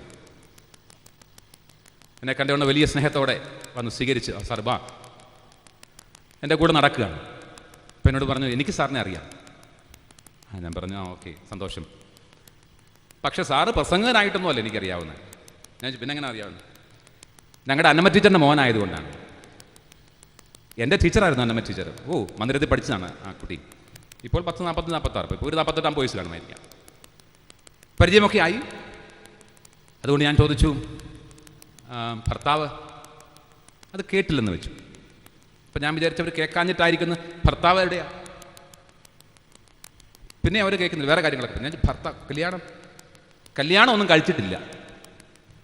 ഞാൻ പറഞ്ഞു, സോറി കേട്ടോ, സോറി. ഒരു സോറിയും പറയണ്ട, ഞാൻ തീരുമാനിച്ച കാര്യമാണ്. എന്ത് പറ്റി? ഞാൻ അത്രയും ഒരു കുടുംബം കണ്ടാ വളർന്നത്. ഞാൻ വളരെ ചെറുപ്പത്തിലെ തീരുമാനിച്ചു ഞാൻ വിവാഹം കഴിക്കുകയില്ല എന്ന്. കാരണം ഞാൻ കണ്ടു വളർന്നത് മുഴുവനും അതുപോലെയുള്ള കാര്യങ്ങളാണ്. പരസ്പരം പോരടിക്കുന്ന ശത്രുക്കളെ പോലെ പെരുമാറുന്ന അപ്പനും അമ്മയും. അതുകൊണ്ട് മകൾ പണ്ടേ തീരുമാനിച്ചു കുടുംബജീവിതം വേണ്ട എന്ന്. സഹോദരങ്ങളെ, എപ്പോഴാണ് ഒരു ഭർത്താവ് എന്നുള്ള നിലയിൽ ഞാൻ വിജയിക്കുക? എപ്പോഴാണ് ഒരു ഭാര്യ എന്നുള്ള നിലയിൽ എൻ്റെ ഭാര്യ വിജയിക്കുക? കൃത്യമായ അവസരം ഞാൻ പറഞ്ഞു തരാം. എന്നെ ചൂണ്ടിക്കാണിച്ചിട്ട് എൻ്റെ മകൾ പറയണം, എനിക്ക് എൻ്റെ അച്ചാച്ചനെ പോലെ സ്വഭാവമുള്ള ഒരാളിനെയാണ് ഭർത്താവായി ലഭിക്കേണ്ടതെന്ന് എന്ന് പറയുമെന്നല്ല ഞാൻ പറയുന്നത്. പറഞ്ഞാൽ ഞാൻ വിജയിച്ചു. എൻ്റെ മകൻ എൻ്റെ ഭാര്യയെ ചൂണ്ടിക്കാണിച്ച് പറയണം, എനിക്ക് എൻ്റെ അമ്മയെപ്പോലെയുള്ള സ്ത്രീയാണ്, ഒരു പെൺകുട്ടിയാണ് ഭാര്യയായി വേണ്ടതെന്നും. അവിടെയാണ് ഒരു ഭാര്യ എന്നുള്ള നിലയിൽ, ഭർത്താവ് എന്നുള്ള നിലയിൽ ഞാനും നിങ്ങളും വിജയിക്കുക. അങ്ങനെ മക്കൾ പറയണമെങ്കിൽ വചനത്തിൽ പറയുന്നത് പോലെ പരസ്പരം സ്നേഹിക്കുവാനും കരുതുവാനും ബഹുമാനിക്കുവാനും സാധിക്കണം. പക്ഷേ സാധിക്കാതെ പോകുന്നു. അതിൻ്റെ കാരണങ്ങളിലേക്ക് നമുക്കൊന്ന് കടന്നു ചെല്ലുവാൻ ശ്രമിക്കാം. അതിനു മുമ്പായിട്ട് പ്രഭാഷകന്റെ പുസ്തകത്തിൽ 36 അധ്യായം 24 വാക്യം, പ്രഭാഷകൻ 36:24 നിങ്ങൾ വായിക്കേണ്ട പുസ്തകമാണ്, വായിക്കാൻ തുടങ്ങിയിട്ടുള്ള പുസ്തകമാണ്. ഒരു പക്ഷേ വലിയ പരിചയം നിങ്ങൾക്കുണ്ടാവില്ല. പ്രഭാഷകൻ 36:24. ഭാര്യയാണ് പുരുഷന്റെ ഏറ്റവും വലിയ സമ്പത്ത്. ഭാര്യയാണ് പുരുഷന്റെ ഏറ്റവും വലിയ സമ്പത്ത്. അവന്റെ താങ്ങും തുണയും അവൾ തന്നെയാണ്. ഭർത്താവിന്റെ താങ്ങും തുണയും ഭാര്യയാണ്. നിങ്ങൾക്ക് സുധാമൂർത്തി എന്ന് പറയുന്ന ആളിനെ പറ്റി വലിയ പരിചയം കാണില്ല. പക്ഷേ ഇവിടെ ചെറുപ്പക്കാർക്ക് നാരായണമൂർത്തി അറിയാമായിരിക്കാം. നാരായണമൂർത്തി, ഞാൻ കോളേജിൽ ഒരിക്കൽ ചോദിച്ചു, സുധാമൂർത്തിയെ അറിയാമെന്ന് ചോദിച്ചു. കോളേജിലെ ചെറുപ്പക്കാർ വലിയ വില്ലന്മാരാണല്ലോ. അമ്മ വന്ന് അറിയാമെന്ന് പറഞ്ഞു. ചാരാ അത് മൂർത്തിയുടെ ഭാര്യയാന്ന് പറഞ്ഞു. അപ്പം ഞാൻ നാരായണമൂർത്തി അറിയാം, ഞാൻ അറിയാം, അതാരാ, അത് സുധയുടെ ഭർത്താവെന്ന് പറഞ്ഞു. കോളേജിലെ പിള്ളേരുടെ കാര്യമല്ലേ. ഈ നാരായണമൂർത്തി ഇൻഫോസിസ് എന്ന് പറയുന്ന ഇന്ത്യയിലെ ഏറ്റവും വലിയ കമ്പനിയുടെ ഉടമസ്ഥനാണ്. അയാളുടെ ഭാര്യയാണ് സുധാമൂർത്തി. അവരും എഞ്ചിനീയറാണ്, സാമൂഹ്യ പ്രവർത്തകയാണ്. ഞാനൊരു ലേഖനത്തിൽ ഇപ്രകാരം അവരെ പറ്റി വായിച്ചു. അവരെഴുതിയിരിക്കുകയാണ്, a wife should be a safety net for the husband. ഭാര്യ ഭർത്താവിന് താങ്ങുവലയായിരിക്കണം. സർക്കസിൽ ട്രപ്പീസ് ആടുമ്പോൾ താഴെ ഒരു വല കെട്ടിയിട്ടുണ്ട്, അതാണ് താങ്ങുവല, സേഫ്റ്റി നെറ്റ് എന്ന് പറയുന്നത്. എന്തിനാ? താഴെ വീഴാതിരിക്കാൻ, വീണാൽ കുഴപ്പമുണ്ടാകാതിരിക്കാൻ. അതായിരിക്കണം ഭാര്യ ഭർത്താവിന്. നമ്മൾ നോക്കിയിരിക്കുക, ഭർത്താവ് താഴെയിട്ട് വീണാൽ വല വലിച്ചു മാറ്റാൻ, അങ്ങനെങ്കിലും തീർന്നു കിട്ടുമല്ലോ, പരാതി ഉണ്ടാകത്തില്ലല്ലോ. ആ സ്ത്രീ തുടരുന്നു, മിക്കവാറും എൻ്റെ ഭർത്താവ് ഞാൻ രാവിലെ എഴുന്നേൽക്കുമ്പോൾ എന്നോട് പറയുന്നത് എന്താണെന്നറിയാവും? ലേഖനമാണ്, good morning my dear net. ഓ, ഭർത്താവ് പറയുകയാണ് good morning my dear net. ചിലപ്പോൾ പറയും thank you my dear net. ഓ, അത് കേൾക്കാൻ ഒരു സ്ത്രീക്ക് ഭാഗ്യമുണ്ടാവുക, അത് പറയാനൊരു ഭർത്താവിന് മനസ്സുണ്ടാകുക. സഹോദരങ്ങളെ, അതാണ് യഥാർത്ഥ കുടുംബജീവിതം, അതാണ് ജീവിതം. ആ ഹൃദയത്തിൻ്റെ, എൻ്റെ ഹൃദയത്തിനുള്ളിൽ നിനക്കുള്ള സ്ഥാനം, നീ എൻ്റെ താങ്ങും തുണയുമൊക്കെയാണ്. ഇപ്രകാരമുള്ള ജീവിതങ്ങൾ കാണുവാൻ അവസരങ്ങൾ കുറയുന്നു എന്നുള്ളതാണ് നമ്മയൊക്കെ സങ്കടപ്പെടുത്തുന്ന കാര്യം. ഇത്തരമുള്ള അനുഭവങ്ങളുള്ള, ഇത്തരം സംഭാഷണങ്ങളുള്ള കുടുംബങ്ങൾ കുറയുന്നു. അതേതൊരു സഭയിലും കുറയുന്നു. കത്തോലിക്ക സഭയിലും ധ്യാനായ സഭയിലും എല്ലാ സഭയിലും ക്രൈസ്തവ സഭകൾ കുറയുന്നു. മനോഹരമായ ഇത്തരം കുടുംബബന്ധങ്ങളിലേക്ക്, കുടുംബബന്ധങ്ങളുടെ ആശയ തലങ്ങളിലേക്ക് നമ്മുടെ കുടുംബങ്ങളെ ഉയർത്തിയാൽ നമുക്ക് അഭിമാനിക്കാൻ സാധിക്കും നമ്മുടെ കുടുംബങ്ങളെ പറ്റി. അതിനുള്ള മാർഗമാണ്, ഒരു വേദിയാണ് ഈ കൺവെൻഷൻ എന്ന് ഞാൻ കണക്കാക്കുകയാണ്. അത് തുടർന്ന് ഞാൻ പറയട്ടെ. ഞാനൊരു സ്ഥലത്ത് വായിച്ചു, the most important thing that a father can do for his children is to love their mother. ഞാൻ ആവർത്തിക്കാം അത്. The most important thing that a father can do for his children is to love their mother. തൻ്റെ മക്കൾക്ക് വേണ്ടി ഒരു പിതാവിന് ചെയ്യാൻ സാധിക്കുന്ന ഏറ്റവും വലിയ കാര്യം തൻ്റെ മക്കളുടെ അമ്മയെ സ്നേഹിക്കുക എന്നുള്ളത്. തൻ്റെ മക്കൾക്ക് വേണ്ടി ഒരു പിതാവിന് ചെയ്യാൻ സാധിക്കുന്ന ഏറ്റവും വലിയ കാര്യം, ചെയ്യാൻ സാധിക്കേണ്ട ഏറ്റവും വലിയ കാര്യം തൻ്റെ മക്കളുടെ അമ്മയെ സ്നേഹിക്കുക എന്നുള്ളതാണ്. ഈ ഒരു സ്നേഹത്തിൻ്റെ കൊടുക്കൽ വാങ്ങൽ, ഈ ഒരു സ്നേഹത്തിൻ്റെ പങ്കുവെക്കൽ നമ്മുടെ കുടുംബത്തിലേക്ക് മടക്കിക്കൊണ്ടുവരണം. നമുക്ക് അതിനുള്ള മാർഗങ്ങളിലേക്ക് പോകാൻ നമുക്ക്. എത്രമാത്രം ഭാര്യാഭർത്തൃ ബന്ധത്തിൽ സ്നേഹമുണ്ടാകണം എന്നാണ് ഞാൻ പറഞ്ഞുകൊണ്ടിരുന്ന വിഷയം. ഈ സ്നേഹത്തിൻ്റെ കുറവ് മൂലം സംഭവിക്കുന്ന ദുരന്തം എന്താണ് എന്ന് കൃത്യമായി വചനം നമ്മെ പഠിപ്പിക്കുന്നു. മർക്കോസിൻ്റെ സുവിശേഷം 3-ാം അധ്യായം 25-ാമത് വാക്യം. മർക്കോസ് 3:25. അന്തഛിദ്രമുള്ള രാജ്യം നിലനിൽക്കുകയില്ല, അന്തഛിദ്രമുള്ള ഭവനവും. കുടുംബത്തിൽ സ്നേഹം കുറയുമ്പോൾ അന്തഛിദ്രം ആരംഭിക്കും. കുടുംബത്തിലെ ഏറ്റവും വലിയ ദാരിദ്ര്യവും സ്നേഹത്തിൻ്റെ ദാരിദ്ര്യമാണ്. മറ്റെന്തുണ്ടെങ്കിലും കുടുംബത്തിൽ പരിഹാരമുണ്ട്. സമ്പത്തിന് കുറവുണ്ടെങ്കിൽ അതിനൊരു പരിഹാരമുണ്ട്. പണത്തിന് കുറവുണ്ടെങ്കിൽ അതിന് മറ്റൊരു പരിഹാരമുണ്ട്. എന്നാൽ സ്നേഹത്തിന് പകരം വയ്ക്കുവാൻ മറ്റൊരു പരിഹാരവുമില്ല. സ്നേഹം കൊണ്ട് മാത്രമേ സ്നേഹത്തിൻ്റെ കുറവ് പരിഹരിക്കുവാൻ സാധിക്കുകയുള്ളൂ. അത് ഉൽപ്പന്നം കൊണ്ടോ വസ്തുക്കൾ കൊണ്ടോ ഒന്നും പരിഹരിക്കാൻ സാധിക്കുന്ന കാര്യമല്ല. തുറന്ന ഹൃദയത്തിൽ നിന്ന് ഒഴുകുന്ന സ്നേഹം കൊണ്ട് മാത്രമേ മറ്റുള്ളവരെ നമുക്ക് തൃപ്തിപ്പെടുത്തുവാൻ സാധിക്കുകയുള്ളൂ. ഇത് നമ്മുടെ മനസ്സിൽ സൂക്ഷിക്കേണ്ട പാഠമാണ്. കുടുംബത്തിലുണ്ടാകുന്ന പ്രശ്നങ്ങളിലേക്ക് നമുക്കൊന്ന് കടന്നു ചെല്ലാൻ ശ്രമിക്കാം. ഇപ്പോഴത്തെ നമ്മുടെ കുടുംബങ്ങളിലെ വളരെ പ്രധാനപ്പെട്ട പ്രശ്നം ആശയവിനിമയത്തിൻ്റെ അഭാവമാണ്. ഹൃദയം തുറന്നുള്ള സംസാരം, ഹൃദയം തുറന്നുള്ള സംഭാഷണം കുടുംബത്തിൽ പലപ്പോഴും സാധിക്കാതെ പോകുന്നു. അതിനെല്ലാവരും കുറ്റം പറയുന്നത് ടെലിവിഷനെയൊക്കെയാണ്. ഈയിടെ ഞാൻ ഒരു ലേഖനം വായിച്ചപ്പോൾ അതിനകത്ത് ചില വിധവകളുടെ പേര് കണ്ടു. രസകരമായ വിധവകളാണ്. ഒരു വിധവയുടെ പേര് ചാനൽ വിഡോ എന്നാണ്. ചാനൽ വിഡോ എന്ന് പറഞ്ഞാൽ ഭർത്താവ് എപ്പോഴും ചാനലിന് മുമ്പിൽ ഇരിക്കുകയാണെങ്കിൽ അയാളുടെ ഭാര്യയുടെ പേരാണ് ചാനൽ വിഡോ. വേറൊരു വിധവയുടെ പേര് നെറ്റ് വിഡോ എന്നാണ്. എന്ന് പറഞ്ഞാൽ എപ്പോഴും ഭർത്താവ് ഇൻ്റർനെറ്റിന് മുമ്പിലാണെങ്കിൽ ആ ഭാര്യയുടെ പേര് നെറ്റ് വിഡോ എന്നാണ്. ഇനി വേറൊരു കൂട്ടം വിധവകളുണ്ട്, അവരുടെ പേര് ഫോൺ വിഡോ. ഭർത്താവ് എപ്പോഴും ഫോണിലാണ് സംസാരിക്കുന്നത്. ഒരു സ്ത്രീ എന്നോട് പറഞ്ഞു, ഈ മനുഷ്യൻ ഒരു ദിവസം ഫോണിൽ പറയുന്നതിൻ്റെ 1/5 കാര്യം എന്നോട് പറഞ്ഞാൽ മതിയായിരുന്നു, എത്ര സന്തോഷമായെന്ന് എനിക്ക് പറയില്ല. കുടുംബജീവിതത്തിൽ ഹൃദയം തുറന്നുള്ള സംഭാഷണം പലവിധ കാരണങ്ങളാൽ തിരക്കിൻ്റെ പേരിലും മാധ്യമങ്ങളുടെ പേരിലും കുറയുന്നു. ഹൃദയം തുറന്നുള്ള സംഭാഷണമില്ലാത്തത് കൊണ്ട് എൻ്റെ ജീവിത പങ്കാളിയുടെ ഹൃദയത്തിൽ എനിക്ക് സ്ഥാനമുണ്ടോ എന്നുള്ള സംശയം ഉയരുന്നു. എന്നെ കാണുമ്പോൾ ഹൃദയം തുറന്ന് സംസാരിക്കാത്തത് കൊണ്ട് ഈ സ്നേഹം മറ്റാരെങ്കിലുമൊക്കെയായി പങ്കുവയ്ക്കുന്നോ എന്നുള്ള സംശയം ഉയരുന്നു. ആത്യന്തികമായി ഹൃദയം തുറന്നുള്ള സംസാരമില്ലാത്തത് കൊണ്ട് കുടുംബജീവിതം തകരുകയാണ്. കുടുംബത്തിൻ്റെ ഒരു പ്രശ്നം മാത്രം. കുറേ നാളുകൾക്ക് മുൻപ് എൻ്റെ അടുക്കൽ ഒരു ഭാര്യയും ഭർത്താവും കൂടെ വന്നു. അവർ കുടുംബ പ്രശ്നം പറഞ്ഞ് അവസാനിപ്പിക്കാൻ വന്നു. പക്ഷെ അത് രസകരമായ കുടുംബ പ്രശ്നമാണ്.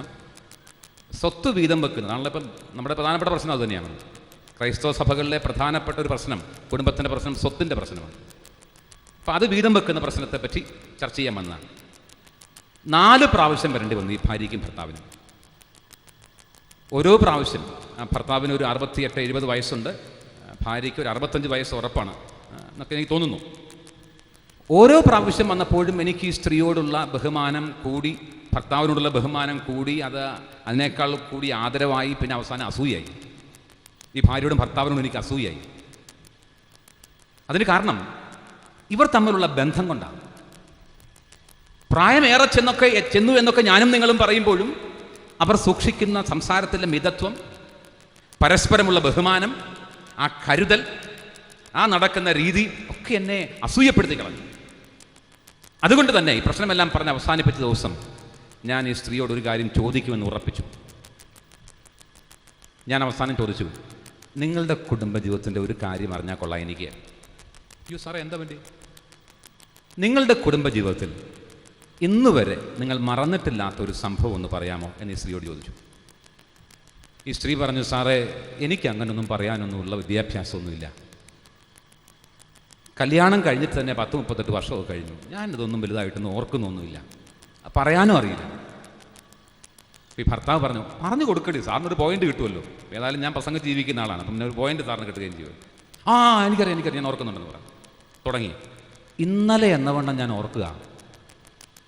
ഇന്നലെ എന്നവണ്ണം 6 മക്കളുള്ള കുടുംബത്തിലെ മൂത്ത പുത്രൻ്റെ ഭാര്യയായിട്ടാണ് ഞാൻ ചെന്നത്. പഴയ കാലമാണെന്ന് ഓർക്കണം. അന്നൊക്കെ എൻ്റെ ഭർത്താവിനെ ഒന്ന് കാണാൻ പോലും കിട്ടില്ല.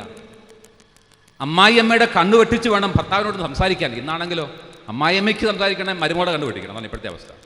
അവളില്ലാത്ത അവസരം നോക്കി വേണം അങ്ങനെന്നൊക്കെ പറഞ്ഞ് പതുക്കെ ചെല്ലാൻ. കാണാൻ പോലും കിട്ടില്ല. കുഴപ്പമല്ല സാറേ, തിരക്കാ. കുടുംബത്തിൻ്റെ പ്രശ്നങ്ങൾ, അനിയന്മാരെ വളർത്തുന്ന പ്രശ്നം, സഹോദരിമാരുടെ പ്രശ്നം, കൃഷിയുടെ പ്രശ്നങ്ങൾ, പല പ്രശ്നങ്ങളാണ്.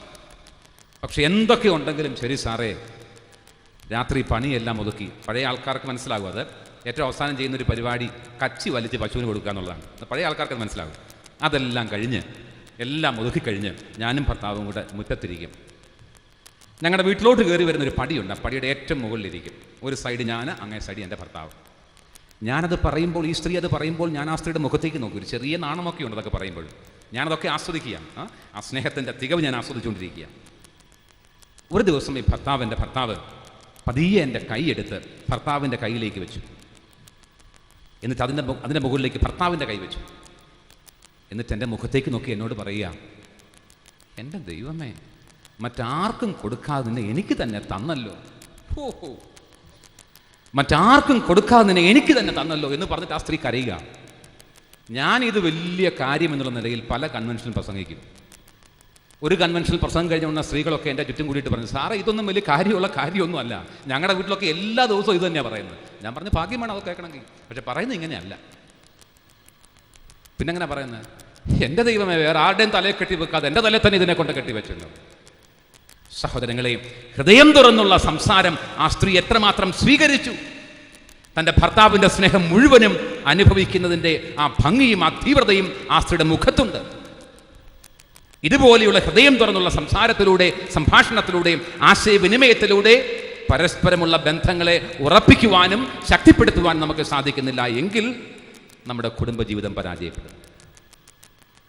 എന്തൊക്കെ തിരക്കുകളുണ്ടെങ്കിലും ശരി, എത്രമാത്രം വ്യഗ്രതകളുണ്ടെങ്കിലും ശരി, എത്രമാത്രം താല്പര്യങ്ങളുണ്ടെങ്കിലും ശരി, എൻ്റെ കുടുംബത്തിന് വേണ്ടി, എൻ്റെ ഭാര്യയ്ക്ക് വേണ്ടി, എൻ്റെ മക്കൾക്ക് വേണ്ടി മാറ്റിവെക്കുവാൻ, കരുതി വയ്ക്കുവാൻ അല്പസമയം നമ്മുടെ പക്കലുണ്ടാവണം. സമയമുണ്ടായി എന്നുകൊണ്ട് മാത്രം കാര്യമായില്ല. അർത്ഥപൂർണമായി ഭാര്യയ്ക്ക് മനസ്സിലാകുന്ന രീതിയിൽ അത് ഭാര്യയോട് പറഞ്ഞ് ഫലിപ്പിക്കുവാനും ഭാര്യയ്ക്ക് ഭർത്താവിന് സാധിക്കണം, തിരിച്ച് ഭാര്യയ്ക്കും സാധിക്കണം. അങ്ങനെയാണ് കുടുംബ ബന്ധം വളർത്തി വളർത്തി എടുക്കുന്നത്. ആരും കരുതരുത് കുടുംബജീവിതം താനെ വിജയിക്കുകയാണ് എന്നല്ല. കുടുംബജീവിതം താനെ വിജയിക്കുകയല്ല, പിന്നെയോ ബോധപൂർവം കുടുംബജീവിതത്തെ വളർത്തിയെടുക്കുകയാണ് ചെയ്യേണ്ടത്, വിജയിപ്പിക്കുകയാണ് ചെയ്യേണ്ടത്. അതിനുള്ള അനേകം മാർഗങ്ങൾ, അനേകം ചിന്തകൾ, അനേകം വാക്യങ്ങൾ വിശുദ്ധ ഗ്രന്ഥത്തിലുണ്ട്. അത്തരം വാക്യങ്ങളുടെ പിൻബലത്താൽ, അത്തരം വാക്യങ്ങൾ സ്വീകരിച്ചുകൊണ്ട് നമ്മുടെ കുടുംബ ബന്ധങ്ങളെ, വ്യക്തിബന്ധങ്ങളെ, ഭാര്യാഭർത്തൃ ബന്ധത്തെ ഒന്ന് പുതുക്കിപ്പണിയുവാനും നവീകരിക്കുവാനും നമുക്ക് സാധിച്ചാൽ അനുഗ്രഹിക്കപ്പെട്ട ഒരു ജനതയായി, കുടുംബങ്ങളായി നമ്മുടെ കുടുംബങ്ങൾ മാറും. തർക്കം വേണ്ട. ആശയവിനിമയത്തിൻ്റെ അഭാവം നമ്മുടെ കുടുംബത്തിലെ ഒരു പ്രധാന പ്രശ്നമായിട്ട് മാറുകയാണ്. രണ്ടാമത്തെ പ്രശ്നം പരസ്പരമുള്ള കുറ്റാരോപണങ്ങളാണ്. പരസ്പരമുള്ള കുറ്റാരോപണങ്ങൾ. എന്ത് ചെയ്താലും പരാതിയല്ലാതെ മറ്റൊന്നുമില്ല. ഒരു സ്ത്രീ എന്നോട് പറഞ്ഞു, എനിക്കൊരൊറ്റ ആഗ്രഹമുള്ളൂ സാറേ. എന്താ അത്? എൻ്റെ ഭർത്താവിൻ്റെ, ഞാൻ ചത്ത് കിടക്കുമ്പം എൻ്റെ ഭർത്താവിൻ്റെ ഒരു ചരമപ്രസംഗം എനിക്ക് കേൾക്കണം. കാരണം ചരമപ്രസംഗത്തിൻ്റെ സമയത്താണല്ലോ ഏത് മോശപ്പെട്ടവനെ പറ്റി നല്ലത് പറയുന്നത്. കടന്ന ഒരു ആഗ്രഹമാണ്, ചത്ത് കിടക്കും ഭർത്താവിൻ്റെ പ്രസംഗം കേൾക്കണം. അന്നാലെങ്കിലും ഈ മനുഷ്യൻ നല്ലത് പറയുമല്ലോ എന്ന് ഒരു ആഗ്രഹിച്ചാ. പറയില്ല. ആ സ്ത്രീ പറയില്ല, തിരിച്ചും പറയുന്നുണ്ട്. ഞാൻ ഇത്രയുമൊക്കെ കഷ്ടപ്പെട്ടിട്ടും സാറേ ഒരു നല്ല വാക്ക് ഭാര്യ എന്ന് പറയണമല്ലോ. പറയില്ല പലരും. ഞാൻ കുടുംബജീവിതത്തെപ്പറ്റി പഠിക്കുവാൻ വേണ്ടിയുള്ള ധ്യാനത്തിൽ പങ്കെടുത്തപ്പോൾ എന്നെ ധ്യാനിപ്പിച്ച ആൾ പറഞ്ഞു, ഞാനും എൻ്റെ ഭാര്യയും തമ്മിൽ 23 കാരണങ്ങളുടെ പേരിൽ അഭിപ്രായ വ്യത്യാസമുണ്ട് എന്ന്. അപ്പോൾ ഞങ്ങൾ ചോദിച്ചു, ഇയാളാണ് ധ്യാനിപ്പിക്കാൻ നടക്കുന്നത് എങ്ങനെയെങ്കിൽ? 23 കാരണങ്ങളുടെ പേരിൽ ഭാര്യയുമായി അഭിപ്രായ വ്യത്യാസമുള്ളയാൾ ധ്യാനഗുരുവായി നടക്കുന്നു. അദ്ദേഹം പറഞ്ഞു 23 എണ്ണം പറഞ്ഞു. ഞാൻ എല്ലാവരും ഓർക്കുന്നില്ല, ഞാൻ ഓർക്കുന്നത് മാത്രം പറയാം. 1, എനിക്ക് ചൂടുള്ള ഭക്ഷണമാണ് ഇഷ്ടം, ഭാര്യയ്ക്ക് തണുപ്പുള്ള ഭക്ഷണമാണ് ഇഷ്ടം. രാത്രി കിടക്കാൻ നേരത്തെ ഫാൻ ഫുൾ സ്പീഡിൽ എനിക്ക് വേണ്ട, എനിക്ക് 3-ൽ മതി, ഭാര്യയ്ക്കാണ് മുഴുവൻ സ്പീഡിൽ വേണം.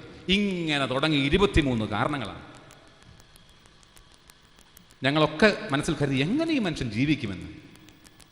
പക്ഷേ അവസാനം ആ മനുഷ്യൻ പറയുകയാണ്, ആ മനുഷ്യൻ പറഞ്ഞ വാക്യം അതുപോലെ തന്നെ ഞാൻ ആവർത്തിക്കാം: വീഴ്ചകൾ നിസാരങ്ങളായി കരുതുക, നേട്ടങ്ങൾ വലുതായി കരുതുക. വീഴ്ചകൾ നിസാരങ്ങളായി കരുതുക. മാനുഷികമായ വീഴ്ചകൾ ഭാര്യയുടെ ഭാഗത്തുനിന്നും ഭർത്താവിൻ്റെ ഭാഗത്തും ഉണ്ടാകുമ്പോൾ നിസാരങ്ങളായി കരുതുക. അതേസമയം ചെറിയ നേട്ടങ്ങൾ പോലും വലുതായി കണക്കാക്കുക.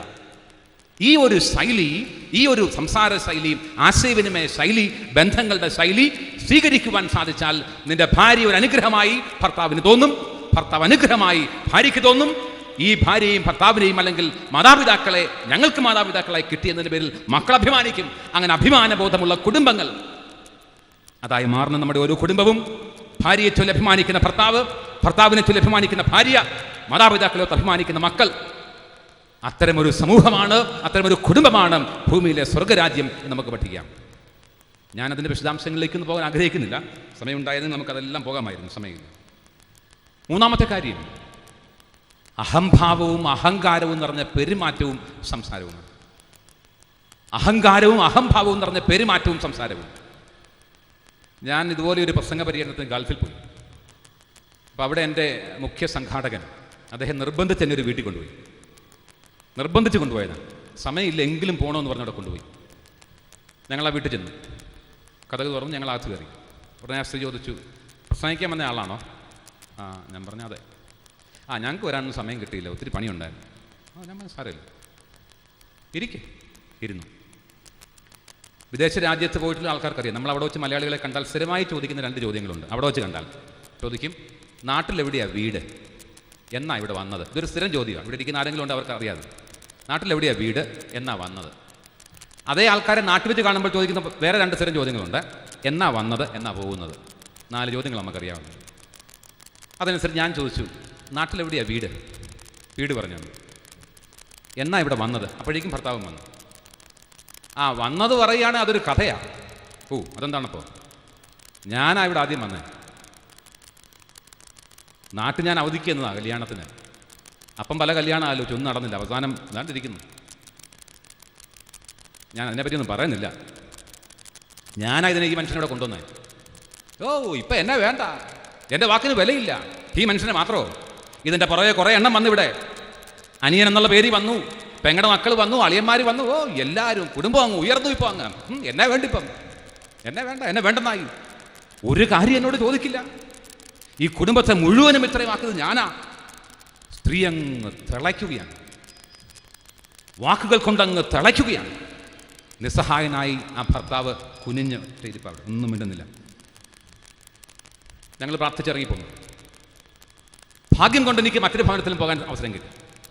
ഞാൻ അവിടെ ചെന്ന് ഭാര്യ ഭർത്താവും മക്കളും ഒക്കെ ഉണ്ട്. നമ്മുടെ പഴയ ചോദ്യം ഉണ്ടല്ലോ, നാട്ടിലെവിടെയാണ്, എത്ര കാലമായി? ഞാനത് ആവർത്തിച്ചു. നാട്ടിലെവിടെയാണ്, സ്ഥലം പറഞ്ഞു. എത്ര കാലമായി? ഇവിടെ ഭർത്താവ് മറുപടി പറയുന്നത്. ഭർത്താവ് സാറേ ഞാനല്ല ഇവിടെ ആദ്യം വന്നത്, ഇവളാണ്. ഞാൻ പട്ടാളത്തിലായിരുന്നു. പട്ടാളത്തിലൊരു അവധിക്ക് ഞാൻ നാട്ടിൽ ചെന്നപ്പോഴുണ്ടോ ഒരു കല്യാണമാവല്ലോ തന്നെ. ഞാനൊന്നും വിചാരിച്ചില്ല ഇവള് പട്ടാളക്കാരനെ കെട്ടുമെന്നൊന്നും. അവളുടെ നല്ല മനസ്സുകൊണ്ട് എന്നെ കെട്ടി. അതുകൊണ്ട് എനിക്കിവിടെ വരാൻ പറ്റി. ഞാൻ പട്ടാളത്തിലായിരുന്നു, എനിക്കിവിടെ പട്ടാളത്തിൽ ജോലി കിട്ടി, ധാരാളം സമ്പാദ്യമുണ്ടായി, മക്കളെ നല്ല നിലയെ പഠിപ്പിക്കാൻ പറ്റി, കുടുംബം രക്ഷപ്പെട്ടു. ഒക്കെ ഭാര്യയുടെയും ഭാര്യയുടെ കാര്യങ്ങളുടെയും വർണ്ണന അങ്ങ് നീളുക. അപ്പോൾ ഞാൻ ഈ ഭാര്യയോട് ചോദിച്ചു, നിങ്ങളുടെ ഭർത്താവ് ഒരു പരിചയമില്ലാത്ത എൻ്റെ മുമ്പിൽ വെച്ച് നിങ്ങളെപ്പറ്റി ഇത്രയും നല്ല കാര്യങ്ങളൊക്കെ പറഞ്ഞല്ലോ, നിങ്ങൾക്ക് എന്തെങ്കിലും തോന്നുന്നില്ലേ? ഇല്ല സാർ, എനിക്കൊന്നും തോന്നുന്നില്ല. എന്നാലും അങ്ങനെയല്ലോ, എന്തെങ്കിലും തോന്നണ്ടേ? എനിക്കൊന്നും തോന്നുന്നില്ല. ഞാൻ നിർബന്ധിക്കുകയാണ്. ഒരു ആശയം കിട്ടുമല്ലോ, ഭാര്യയുടെ ഒരു ആശയം കേൾക്കാമല്ലോ. ആ സ്ത്രീ പറഞ്ഞു, സാർ നിർബന്ധിക്കുകയാണെങ്കിൽ ഞാൻ പറയാം. ചിന്താ 116 സങ്കീർത്തനം 12 വാക്യം കഴിഞ്ഞു സംസാരം.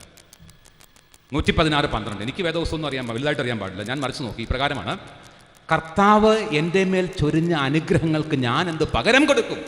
ഇതാണ് വാക്യം. കർത്താവ് എൻ്റെ മേൽ ചൊരിഞ്ഞ അനുഗ്രഹങ്ങൾക്ക് ഞാൻ എന്ത് പകരം കൊടുക്കും? സഹോദരങ്ങളെ, ഇതാണ് കുടുംബത്തിൻ്റെ പെരുമാറ്റ ശൈലി. കുടുംബത്തിൽ ഏതെങ്കിലും ഒരു അംഗം മൂലം അനുഗ്രഹം ഉണ്ടായിട്ടുണ്ട് എങ്കിൽ അത് ദൈവത്തിൻ്റെ അനുഗ്രഹമാണ് എന്ന് തിരിച്ചറിഞ്ഞ് ആ രീതിയിൽ കൂടെ ജീവിക്കുന്നവരുടെ പെരുമാറുന്ന ഒരു ശൈലി വളർത്തിയെടുക്കാൻ സാധിച്ചാൽ അനുഗ്രഹമുള്ള കുടുംബങ്ങളായി നമ്മുടെ കുടുംബങ്ങൾ മാറും. അഹങ്കാരത്തിനും അഹംഭാവത്തിനും കുടുംബത്തിൽ സ്ഥാനമുണ്ടാകാൻ പാടില്ല. അങ്ങനെ അഹംഭാവം ഉണ്ടെങ്കിൽ, അഹങ്കാരമുണ്ടെങ്കിൽ കുടുംബം പരാജയപ്പെടും. ഞാനൊരു സ്കൂളിൽ ടീച്ചേഴ്സിന് ക്ലാസ് എടുക്കാൻ വേണ്ടി പോയി. അതിൻ്റെ മറ്റൊരു പ്രവർത്തന മേഖലയാണ്. ക്ലാസ് എടുക്കാൻ ചെന്നപ്പോഴേക്കും പ്രിൻസിപ്പൽ പറഞ്ഞു, സാറേ ഞാൻ ഒരു സാറിനെ തന്ത്രപരമായി സാറിൻ്റെ അടുത്തോട്ട് പറഞ്ഞു വിടും. തന്ത്രപരമായി സാറ് അയാളോട് തന്ത്രപരമായി സംസാരിക്കണം. കുടുംബ പ്രശ്നമുള്ള ആളാണ്, അതുകൊണ്ടാണ് തന്ത്രപരം എന്ന് പറയുന്നത്. എന്നിട്ട് പ്രശ്നമൊക്കെ മനസ്സിലാക്കി വേണ്ട കാര്യങ്ങളൊക്കെ പറഞ്ഞു കൊടുക്കണം. ഓ, സമ്മതിച്ചു. കുറച്ച് കഴിഞ്ഞപ്പോൾ ഒരു സാറ് പതുക്കെ ഇങ്ങോട്ട് കയറി വന്നു. ടീച്ചർ വിട്ടാ തന്ത്രപരമായിരിക്കണമുള്ള കാര്യങ്ങളൊക്കെ. അപ്പം ഞാൻ പതുക്കെ വിഷ് ചെയ്തു, good morning sir. Good morning. സാറാണോ ക്ലാസ് എടുക്കാൻ വന്നത്? ഞാൻ പറഞ്ഞു അതെ. എന്തായിരിക്കും ക്ലാസ്സിൻ്റെ വിഷയം? പല വിഷയങ്ങളുണ്ട്. ഇവിടെ ടീച്ചർ പറഞ്ഞിരിക്കുന്നത് ടീച്ചർ ഇഫക്റ്റീവ്നെസ്സിനെ പറ്റി പഠിപ്പിക്കണമെന്നാണ്. പിന്നെ സാർ എന്തുണ്ട് വിശേഷമൊക്കെ? ഓ, എന്നാ വിശേഷം ഇങ്ങനെ.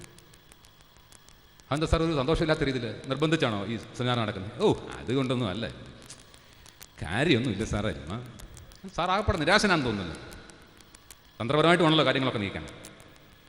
ഓ, എന്നാ അങ്ങനെ കാര്യമൊന്നും ഇല്ല സാറേ, ഒന്നും പറഞ്ഞിട്ട് കാര്യമില്ല. അപ്പോൾ എനിക്ക് എളുപ്പമായ കാര്യങ്ങൾ. എന്താ സാർ ആകപ്പാടെങ്കിൽ നിരാശനാണല്ലോ. സാറും പറയുന്നത് തലയൊക്കെ ഒന്ന് കുലുക്കി എന്നെ തോപ്പിക്കാൻ നടക്കുക. കാണാം. ഞാനോ? സാറല്ല. ഓ, ഒരുത്തിയുണ്ട് അവിടെ. എന്നെ തോപ്പിക്കാൻ നടക്കുക. ഓ, തോപ്പിക്കാൻ കാണാം നമുക്ക്. സാറേ, സാറിനറിയാമോ 2 തലമുറയ്ക്ക് മുമ്പ് മൈസൂട്ടുണ്ടായിരുന്ന വീടാണ് എൻ്റെ വീട്. എന്നെയാ തോപ്പിക്കാൻ നടക്കുന്നത്. നടക്കത്തില്ല സാറേ, സാറ് നോക്കിക്കോ, ഞാൻ അവളെ തോപ്പിച്ചില്ലെങ്കിൽ സാറിൻ്റെ പേര് മാറ്റിക്കോ. ഇപ്പം എൻ്റെ പണിയാണ് പേര് മാറ്റുക എന്നുള്ളത്. പക്ഷെ അപ്പോഴേക്കും പിന്നെ സംസാരിക്കാൻ സമയം കിട്ടില്ല. ക്ലാസ്സായി ഞാൻ ക്ലാസ്സിന് പോയി. ആ വർഷം ഞാനൊരു സ്കൂളിൽ ആനിവേഴ്സറിക്ക് പോയി. അവിടെ ചെന്നപ്പോൾ ഒരു ടീച്ചർ ഈ കവാത്തുകാരൻ നടക്കുന്നല്ലോ അങ്ങോട്ടും ഇങ്ങോട്ടും എൻ്റെ മുറിയുടെ മുമ്പിൽ കൂടെ അങ്ങോട്ടും ഇങ്ങോട്ടും നടക്കുക. കുറച്ച് കഴിഞ്ഞ് ധൈര്യം സംഭരിച്ച് ടീച്ചർ അകത്തേക്ക് കയറി വന്നു, പരിചയപ്പെടുത്തി. എന്നോട് പറഞ്ഞു, ഞങ്ങളുടെ സാറിനെ കണ്ടെന്ന് പറയുന്നത് കേട്ടല്ലോ. ഞാൻ, നിങ്ങളുടെ സാറോ? അതാരാ നിങ്ങളുടെ സാറ്? അല്ല, ഇന്ന സ്ഥലത്ത് ക്ലാസ് എടുക്കാൻ പോയായിരുന്നു. അവിടെ വെച്ച് സാറ് വന്നു സാറിനെ കണ്ടെന്ന് കണ്ടില്ലായിരുന്നു. ഞാൻ പറഞ്ഞു, കണ്ടു. നമ്മുടെ ആളാ. ടീച്ചറിൻ്റെ ഭർത്താവാണോ അത്? നമ്മുടെ ആൾ തന്നെയാണ്. എന്നെ തോപ്പിക്കാൻ നടക്കുക, കാണാം നമുക്ക്. സാറേ, 2 തലമുറയ്ക്ക് മൈസൂട്ടുണ്ടായിരുന്ന പറഞ്ഞു. എൻ്റെ അപ്പൻ ഇപ്പോഴും വക്കില്ല. കാരണം അറിയോ, എന്നെ തോപ്പിക്കാൻ നടക്കത്തില്ല സാറേ. സാറ് നോക്കിക്കോ, ഞാൻ അയാളെ മൂക്കുകൊണ്ട് ഇഷ്ടാറ വരപ്പിക്കും. സ്ത്രീകളുടെ ഭാഷയാണ്. സാറ് നോക്കിക്കോ, അയാളെ ഞാൻ പരാജയപ്പെടുത്തിയിരിക്കും. അല്പം ഒന്ന് ആലോചിച്ച് അല്പം ഒന്ന് പ്രാർത്ഥിച്ചിട്ട് ഞാൻ പറഞ്ഞു, ടീച്ചറെ ഒരു കാര്യം ഓർത്തു വെക്കണം, കുടുംബജീവിതത്തിൽ ഒറ്റപ്പെട്ട പരാജയമില്ല. കുടുംബജീവിതത്തിൽ ഭാര്യയ്ക്ക് മാത്രമായി ഒരു പരാജയം, ഭർത്താവിന് മാത്രമായി മറ്റൊരു പരാജയം, അങ്ങനെ ഒരു പരാജയമില്ല. കുടുംബജീവിതത്തിന്റെ പരാജയം സമഗ്രമായ പരാജയമാണ്, സമൂലമായ പരാജയമാണ്. എന്ന് പറഞ്ഞാൽ ഭർത്താവ് പരാജയപ്പെട്ടാൽ ഭാര്യ പരാജയപ്പെടും, ഭാര്യ പരാജയപ്പെട്ടാൽ ഭർത്താവ് പരാജയപ്പെടും, ഭാര്യയും ഭർത്താവും പരാജയപ്പെട്ടാൽ മക്കൾ പരാജയപ്പെടും, എങ്കിൽ കുടുംബം പരാജയപ്പെടും. കുടുംബജീവിതത്തിന്റെ പരാജയം സമൂലമായ സമഗ്രമായ പരാജയമാണ്. ഈ ഒരു തിരിച്ചറിവ് നാം സ്വീകരിച്ചേ പറ്റുകയുള്ളൂ. ആർക്കും ആരെയും തോൽപ്പിക്കാനുള്ള വേദിയല്ല കുടുംബങ്ങൾ. നമ്മളുടെ ഇഷ്ടത്തിന്റെ പേരിലും അഹങ്കാരത്തിന്റെ പേരിലും കുറെ ആൾക്കാരെ താഴ്ത്തിക്കെട്ടുവാനുള്ള വേദിയല്ല കുടുംബങ്ങൾ. കുടുംബത്തിന്റെ ബന്ധം കെട്ടുറപ്പുള്ള ബന്ധമാകണമെങ്കിൽ എല്ലാവരും പരസ്പരം കൈകൊടുത്തുകൊണ്ട് എല്ലാവരെയും ഉയർത്തുന്ന വേദിയാകണം കുടുംബങ്ങളിൽ. താഴെ വീഴാൻ തുടങ്ങുന്ന ഭാര്യയുടെ കരങ്ങൾ പിടിച്ചുകൊണ്ട് ഉയർത്താൻ ശ്രമിക്കുന്ന ഭർത്താവ്, വീഴാൻ തുടങ്ങുന്ന ഭർത്താവിനെ ഉയർത്തുന്ന ഭാര്യ, അത് കണ്ടു വളരുന്ന മക്കൾ, സഹോദരങ്ങളെ, അതാണ് യഥാർത്ഥ ക്രൈസ്തവ കുടുംബജീവിതം. ഞാൻ ഈ അടുത്ത സമയത്ത് ഈ വനിതകളുടെ ഒരു സംഗമത്തിൽ ക്ലാസ് എടുക്കാൻ പോയി. വനിതകൾക്കൊരു പരിപാടിയുണ്ട്, ഈ സെൽഫ് ഹെൽപ്പ് ഗ്രൂപ്പാണ്, സ്വാശ്രയ സംഘം, അയൽക്കൂട്ടത്തിൽ ക്ലാസ് എടുക്കാൻ പോയി. 2000 ചില്ലുവാനും പേരുണ്ട് കുട്ടനാട്ടിൽ വെച്ചാണ്. 2000 ചില്ലുവാനും പേര്, മുഴുവനും കൃഷിത്തൊഴിലാളികളും അതുപോലെയുള്ള ആൾക്കാരാണ്. ക്ലാസ്സൊക്കെ കഴിഞ്ഞു. ഒരു കാര്യമില്ലാത്ത സംഘാടകൻ എഴുന്നേറ്റ് നിന്നിട്ട് ചോദിക്കുകയാണ്, സാറിനോട് എന്തെങ്കിലും സംശയം ഉണ്ടെങ്കിൽ ചോദിക്കാം. പിന്നെ ഞാൻ എവിടെയൊക്കെ പോയിരിക്കുന്നു, ഇതുവരെ ആരും സംശയം ചോദിച്ചിട്ടില്ല. ആ ഒരു അഹങ്കാരത്തിൽ ഞാൻ നിൽക്കുക. ഒരു സ്ത്രീ കൂളായിട്ടങ്ങ് എഴുന്നേറ്റു. പിന്നെ ഇപ്പം എന്നോട് ചോദിക്കും, കാണാം നമുക്ക്. സാറേ, എനിക്കൊരു ചോദ്യം ചോദിക്കാനും. ആ കാർഷിക പശ്ചാത്തലമൊക്കെ നിങ്ങൾ മനസ്സിൽ കാണണം, വിദ്യാഭ്യാസമൊക്കെ എത്രയുണ്ടെന്നൊക്കെ ഊഹിച്ചെടുത്തോണം. സാറേ, ഭാര്യയ്ക്ക് തലവേദന വരുന്നു. ഭർത്താവ് ഭാര്യയുടെ നെറ്റിയിൽ വിക്സ് പുരട്ടി കൊടുക്കുന്നു. ഭാര്യയുടെ തലവേദന പോകുന്നു. ഞാൻ ചോദ്യം എവിടാ? ചോദ്യം വരുന്നേ ഉള്ളെന്ന് പറഞ്ഞു. ചോദ്യം വരുന്നേ ഉള്ളൂ. ഞാൻ എന്താ ചോദ്യം? തലവേദന പോകുന്നത് ഭർത്താവ് വിക്സ് പുരട്ടി തന്നത് കൊണ്ടാണോ അതോ വിക്സ് പുരട്ടിയത് കൊണ്ടാണോ? എന്തൊരു ചോദ്യം വന്നു നോക്കുന്നു. ഭർത്താവ് വിക്സ് പുരട്ടിയോണ്ടാണോ തലവേദന പോകുന്നത് അതോ വിക്സ് പുരട്ടിയോണ്ടാണോ? ഇതെന്തൊരു ചോദ്യമപ്പാ ഇത്. ഞാൻ ഒരു നിമിഷം ഒന്നും മിണ്ടിയില്ല. ഈ ക്ലാസ് എടുക്കാൻ പോകുന്ന ഞങ്ങൾക്ക് വെച്ചാൽ തന്ത്രമുണ്ട്. ഞങ്ങൾക്ക് ഉത്തരം അറിയാൻ പാടില്ലെങ്കിൽ നമുക്ക് പറയാം, ഒരു കാര്യം ചെയ്യാം, വേറെ ആരെങ്കിലും ഒന്ന് പറ എന്ന് പറയാം. നമുക്കറിയത്തില്ല, അതുകൊണ്ടാണ്. വേറെ ആരെങ്കിലും ഒന്ന് പറയാം. പറഞ്ഞ ഒരു ഇതുപോലെയുള്ള വേറെ ചേച്ചി ആടി എഴുന്നിട്ട് ഞാൻ പറയാം, സാറേ, അതേ വിക്സ് പുരട്ടിയൊന്നും വേണ്ട, ഒരു വിക്സും വേണ്ട. തലവേദന പിടിച്ച് കിടക്കുമ്പോഴേ ഭർത്താവ് വെറുതെ ഒന്ന് കൈകൊണ്ട് തലയെ വെച്ചാൽ മതി, നെറ്റി വെച്ചാൽ മതി, തലവേദന പോയിരിക്കും. വലിയൊരു പാഠമാണ്. വളർത്തിയാൽ വളരുന്നതും തളർത്തിയാൽ തളരുന്നതുമാണ് സ്നേഹം.